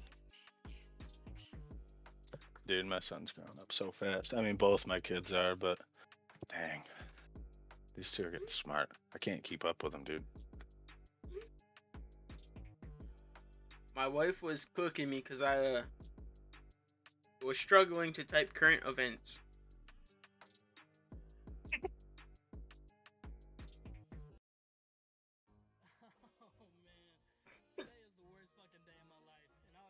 Cold.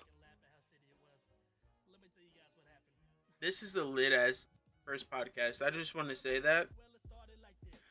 Yeah, this has been a lot of fun, man. I really appreciate everybody coming out and hanging out with us and chatting. And 1,000,000%. yeah, this has been. Check this Discord. has I been got you, excellent. Thick. Yeah, so the only thing I would say, Thick, is that where you put small, I'm gonna substitute that word for large in reference to something else I've got planned. So yeah, dude, I'm in. I got you, fam. 100%. Yep, I'm in. Hey, sissy. Can you plug it in? And fork over the Xbox controller, woman. That's fine. Take your time. No rush.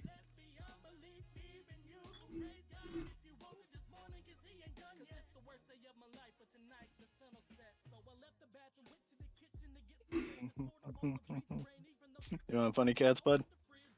Okay. Hey, Eli. You want to come say hi to the picture? Come here. My son's going to come say hi. Oh, you did? Oh, yeah, you did.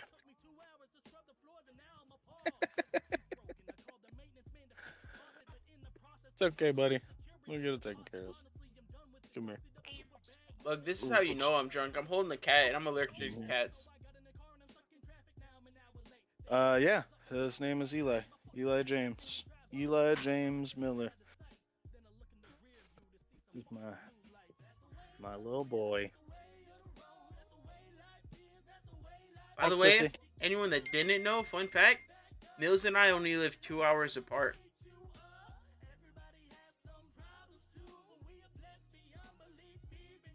Yes, these are facts.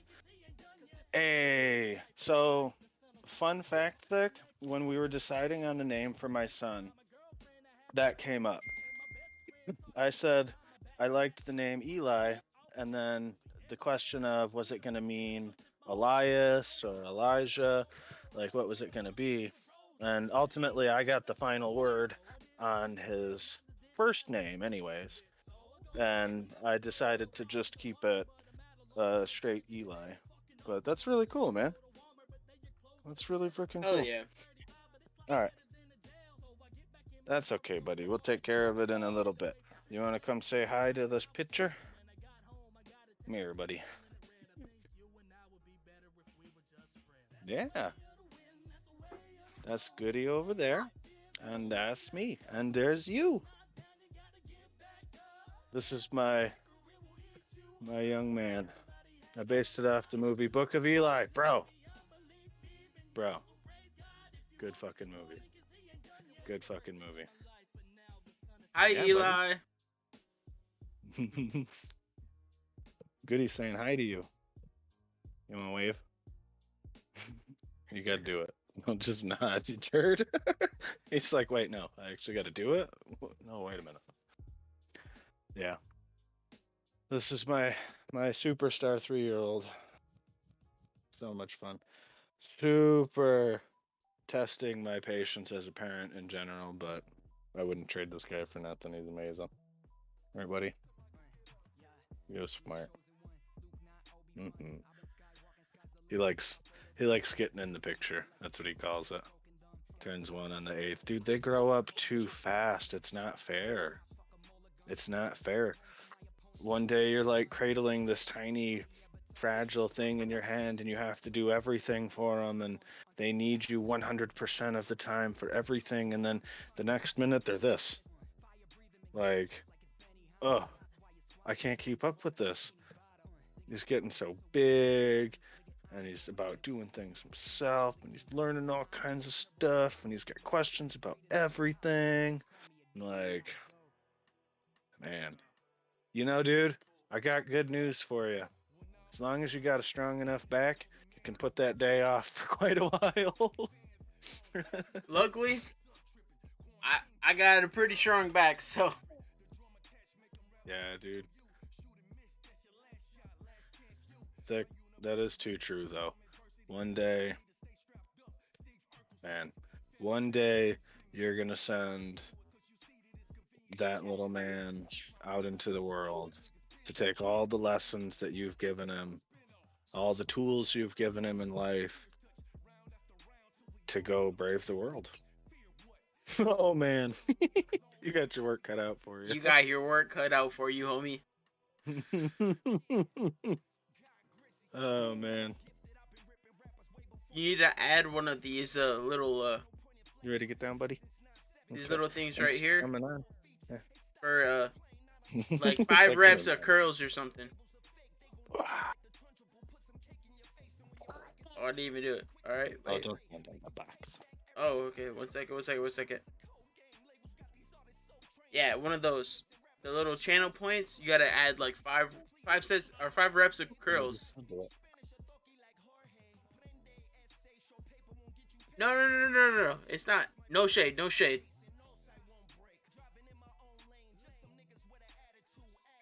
It's all love, Thick. All love.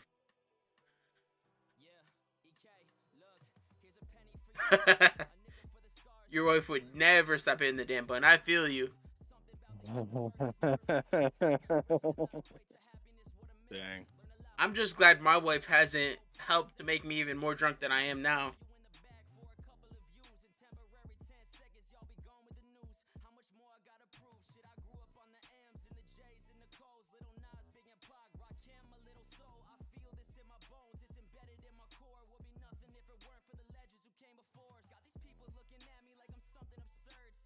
One second, guys. I gotta help my son with something. I'll be right back. Oh no.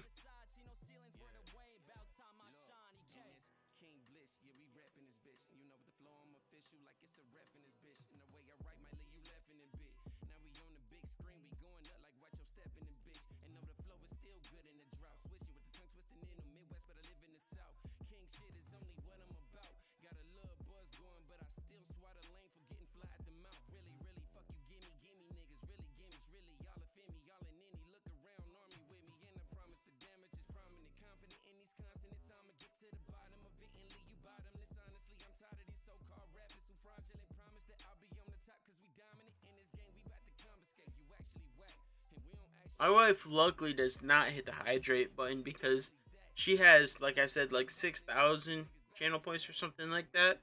It could be a little bit less than that, but still a lot. So I'm very, very grateful that she's not just bombarding me with that.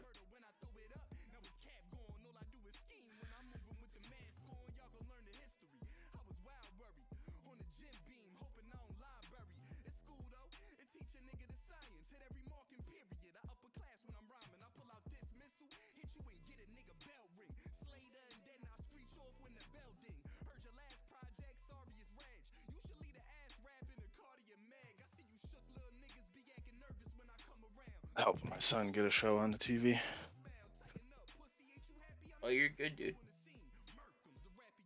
So into these current events, Mills, how do you feel about the Russia and Ukraine whole ordeal? That war that's going on overseas right now. How do I feel about it? I'm not really sure how I would say I feel about it. I'd say it's been a long time coming. Yeah, I can agree with that. I've talked about this a couple times recently. Russia, basically, they had some loose involvement in the conflict back in 2013 is when all this kind of started brewing. They were funding some rebels and some other things, and their president at the time, Ukraine's president at the time, basically fled the country, and it was a whole big deal. And then there's been kind of like a standoff going on the border for a long time, just kind of shellings back and forth and things like that. I definitely think it's going to have a major impact in terms of like the global economy and things. There's a lot of dynamics at play with Russia. I know people are really talking about how Russia provides a lot of energy to like France and Germany. So I would say that if anything big pops off, they are probably, those two are very likely to kind of keep their noses out of it. Because yeah, I could see that for sure. I'm sure from their chair it'd be like biting the hand that feeds. So I don't know. I would say it's definitely been a long time coming. It's kind of a shame. I mean, what I want to know though, and the information might be out there and I may just not have dug enough to find it yet, but what I want to know is like, what is their interest in Ukraine?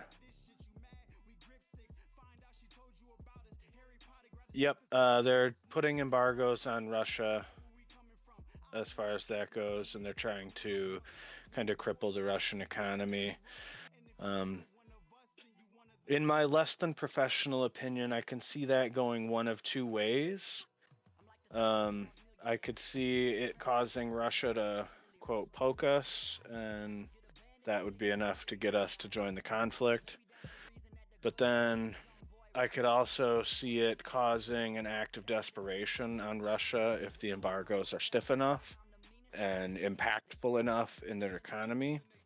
Whether or not they would be that impactive, I couldn't say because I'm not an economist. But I would say that if they were impactful enough and stiff enough, it could cause an act of desperation on the part of the Russians where they need to regain some of those losses or make a point. Don't fuck with us. Don't try to lock us out because we're gonna, whatever. I don't know. Putin, I don't know. I was a little surprised when they just kind of were like, hey, we're here, Ukraine. Knock, knock. And I mean, Russia's no Yeah. military to trifle with. That's for sure. They're no military to trifle with. They've got really solid equipment. And I mean, they're Russians. They're fueled by vodka. You can't beat that. Hence why we removed ourselves from the Syrian civil war. Yeah. Yeah. My biggest Sometimes you thing, gotta. Sorry, go ahead. my biggest thing with the whole thing is, I feel like Putin shouldn't have, like, I guess, threatened, like, nuclear power, because, I mean, obviously that is a whole nother level of war, and Yeah. I feel like that shouldn't be used. But being said, I feel like if Russia does happen to, I guess, make that threat true, I mean, I guess I'm glad we live where we live. I think we have the technology and the military advancements to stop anything from hurting us. Yeah. I do feel very bad for the other countries that are closer, though. So And one thing to note though, when you're kind of like looking at the prospect of a nuclear war, and I would venture to say that Putin would be aware of this. Um, the nuclear weapon was a weapon that rendered itself obsolete the moment it was used. To elaborate, when you use a nuclear weapon, that area is pretty useless for a time being afterwards. So it's too powerful and has too many side effects. So it did kind of render itself obsolete again the moment it was used. Now, also, I mean, we're all familiar to at least a small degree with the Cold War and how that was. It basically turned the whole world into spy versus spy. But there's a reason the Cold War never went hot. First of all, no side really wanted to be. yeah, Yeah, dude. 100% thick. Even the Fukushima disaster in Japan, it's not good. When that shit happened, Chernobyl still has a 30-mile exclusion zone around it. When they allow visitors in, like you see these YouTubers doing tours of Chernobyl, they're only allowed in there for a window of time. Well, on that thought, though, of Chernobyl, it is very strange that the first thing Russia went after is Chernobyl. So, in my opinion, publicity. Publicity. Very, very, Everybody very everybody possible. knows what Chernobyl is. Not very many people in the West are super familiar with Ukraine. Uh, Somebody like Thick, who was a soldier, I know a lot of soldiers tend to be more in tune to these kind of events and these places in the world, but a lot of people aren't really up on current events with places like Ukraine. People don't know. Yeah, see, that too. Vast expanse of land and easy to take over. Very true. Nobody's really going to contest. They're not going to stack troops to protect Chernobyl. They're going to protect Kiev, the heart. Yep, So, 100%. I agree with that. and again, there's a good amount of publicity to be had. We took Chernobyl, and then when they draw up the map of where Russia is in terms of their whole invasion, like he said, with the large expanse, it makes the map look a lot more Russians favored. It's a foothold for the Russian military. Forward operation area. Yeah, yeah. Forward operations are usually key in a takeover like that. I've heard a lot of people like raising questions about the validity of taking Chernobyl and like why would they want Chernobyl? Why would they want that? And I kind of laugh and I joke about it like, yeah, they got it so easy because nobody fucking wants the thing and ha ha ha ha, you know, we have a good laugh about it.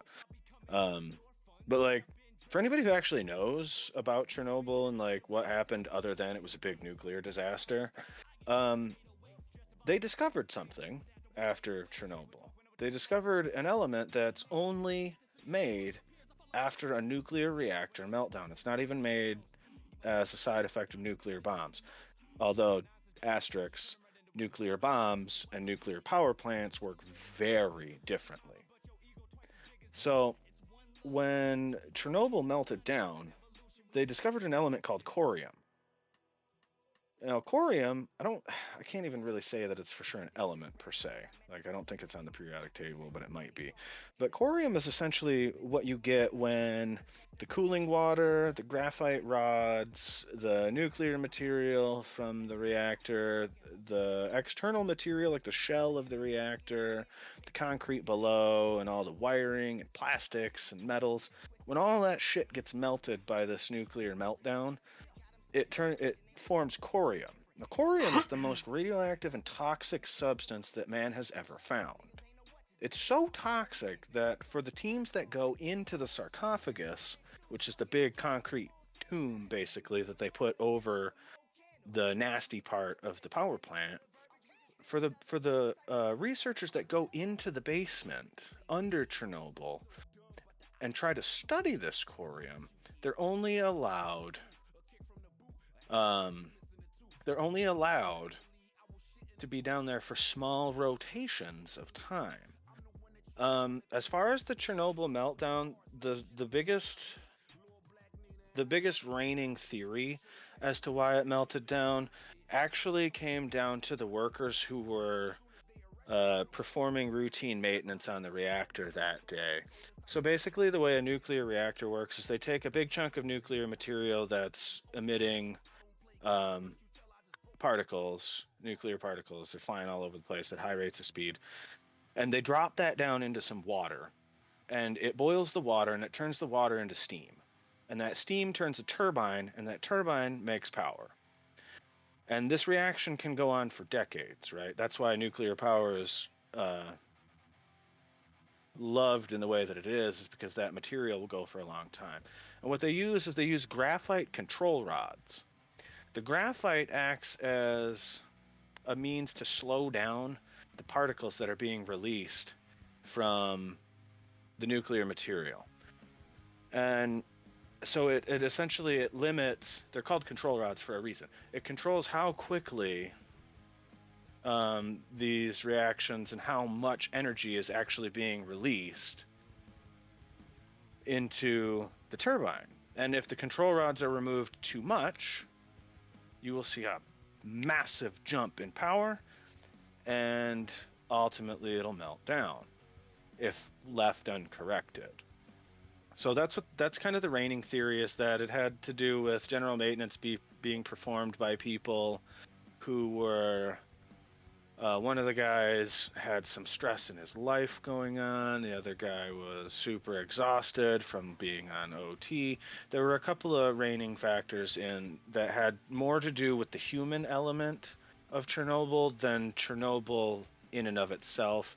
But there was also a design flaw with Chernobyl where like one control rod would start or stop the reaction. And so like when they pulled this rod to stop plunged the rod to stop reactions, somehow a mistake got made, and either it wasn't plunged far enough or it may have been pulled out some, and immediately with all of the other ones being pulled out, all of the other control rods pulled out for maintenance, that reaction took off and it was too much for them to control, and it all happened so quick that it basically like launches them. The people in the immediate area of this meltdown are screwed. Like they're not It's not going to go good for them. And thick, yes. The elephant's foot is exactly what I'm referring to. That is where they found the corium.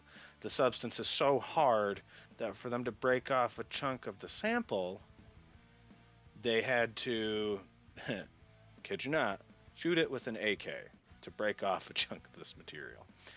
And Death Legend, we started talking about Ukraine and what's kind of happening over there, but now we're getting into nuclear science in Chernobyl a little bit. They can't even send drones in because it melts them down. Yeah, the corium is nasty. It's not good. You can talk all of this? Okay. Feel free to chime in. We always welcome the chat to jump in. 100%. But yeah, Thick, that's kind of the reigning theory about Chernobyl, is a less than favorable design of an older style reactor combined with some human elements at play resulted in the most catastrophic nuclear disaster we've ever seen. All right, what do I want to know? Tell me. What is it I want to know? I'm interested. Don't leave me on the cliff. Don't leave me hanging.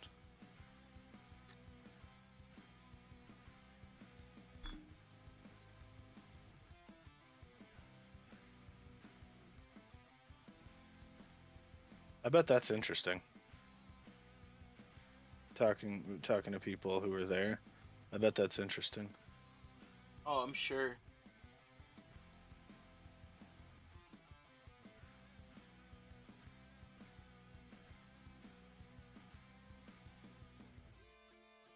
So, fun fact about nuclear radiation. The particles released by radiation, they travel so fast that things like skin, bone, stuff like that, they don't slow these particles or stop these particles unless there's a large density of these materials. And so when radiation hits the human body, it destroys DNA. It basically leaves holes in your DNA, and that's what causes the cancer, because broken DNA ultimately is what leads to the cancers that result from radiation. We are secretly in war. We've hired hackers, maybe hired by the CIA, to take Russians' money and basically tell them to fuck themselves. Okay, that's a theory. That's a theory. I mean, we have hackers. That's not news. They are probably hired by the CIA because it's the CIA. They do what they want. I mean, everybody has hackers. That's the thing nowadays. We're in the tech age. No longer spy versus spy. It's hacker versus hacker. Long gone are the days of the pen camera. Not really. I mean,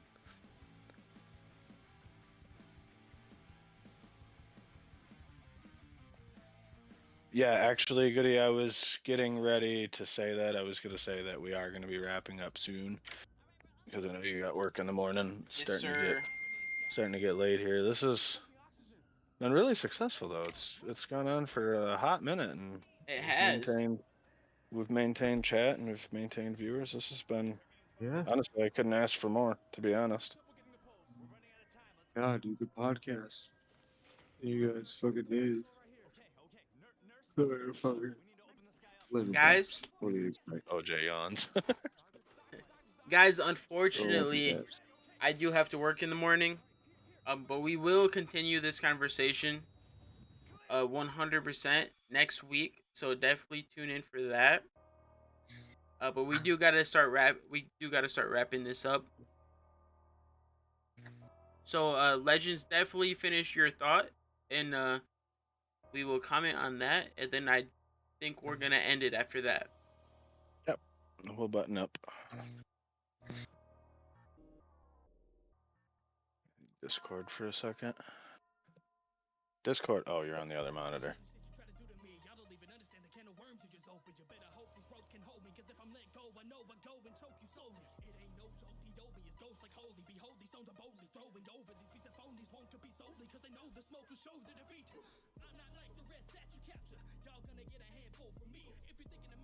As we wrap up, though, chat, don't go away right away. We have plans. Oh, we definitely have plans. We have plans.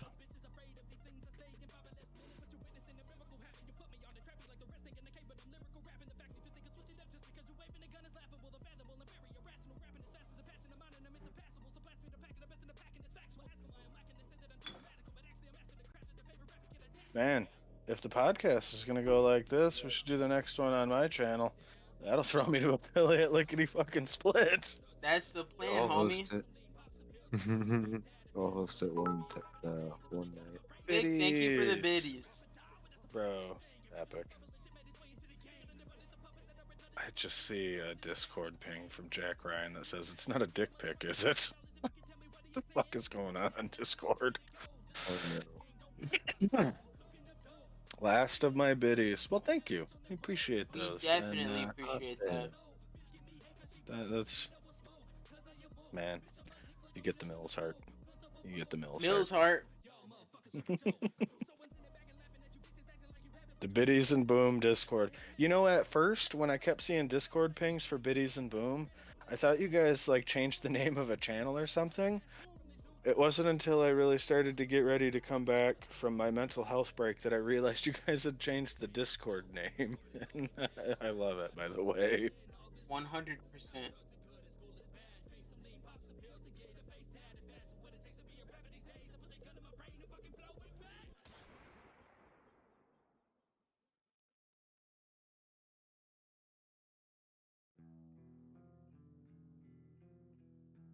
You know, that's fair. That's fair. I wanted it to be something fun. That's super fair.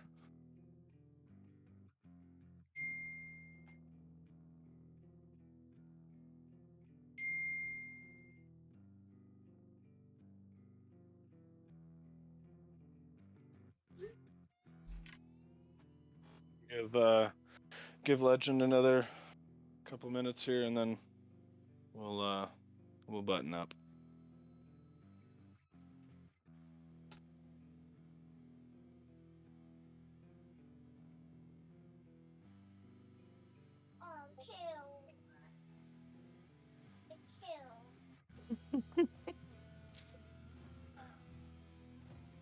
Oh my god, this Discord.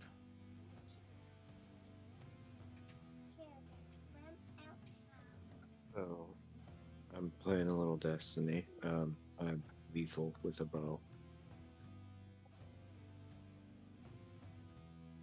At least I feel lethal.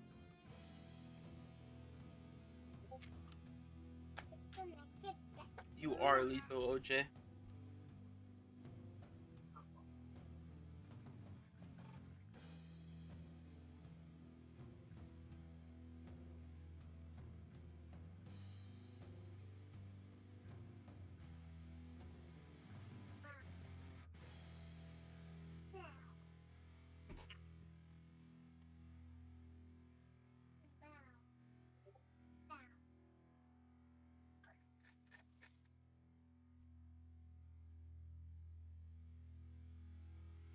Fuck you, bitch. Well,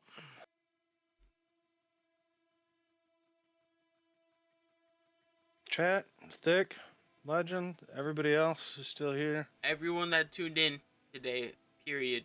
Thank you all. It's been an amazing first episode, and we definitely appreciate it. Definitely looking forward to doing more, and I'm looking forward to you guys coming out and joining and hanging out with us. Thickness, I'll definitely be there tomorrow, my brother. Me as well, 100%. Plans. Much love. All right, night, y'all. Appreciate every one of you. Have a good one, guys. And stick around for this. What? You're not doing it right. I guess not.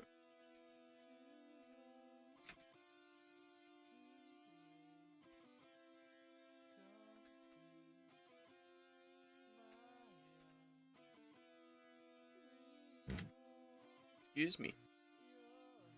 There's no excuse for you. I'm telling you. Why is it not working?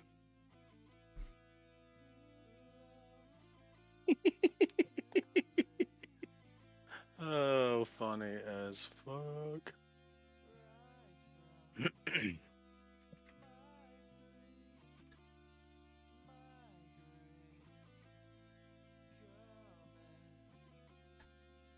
It just says invalid username.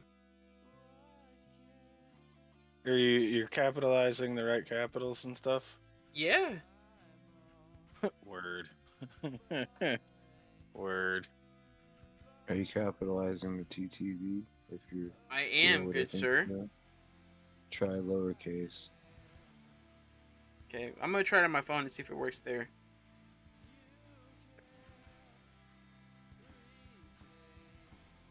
I don't know what the fuck. What the fuckity fucking fuck? What does it do?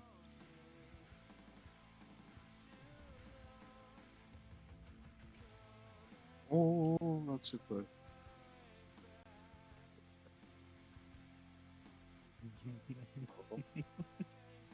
There it goes.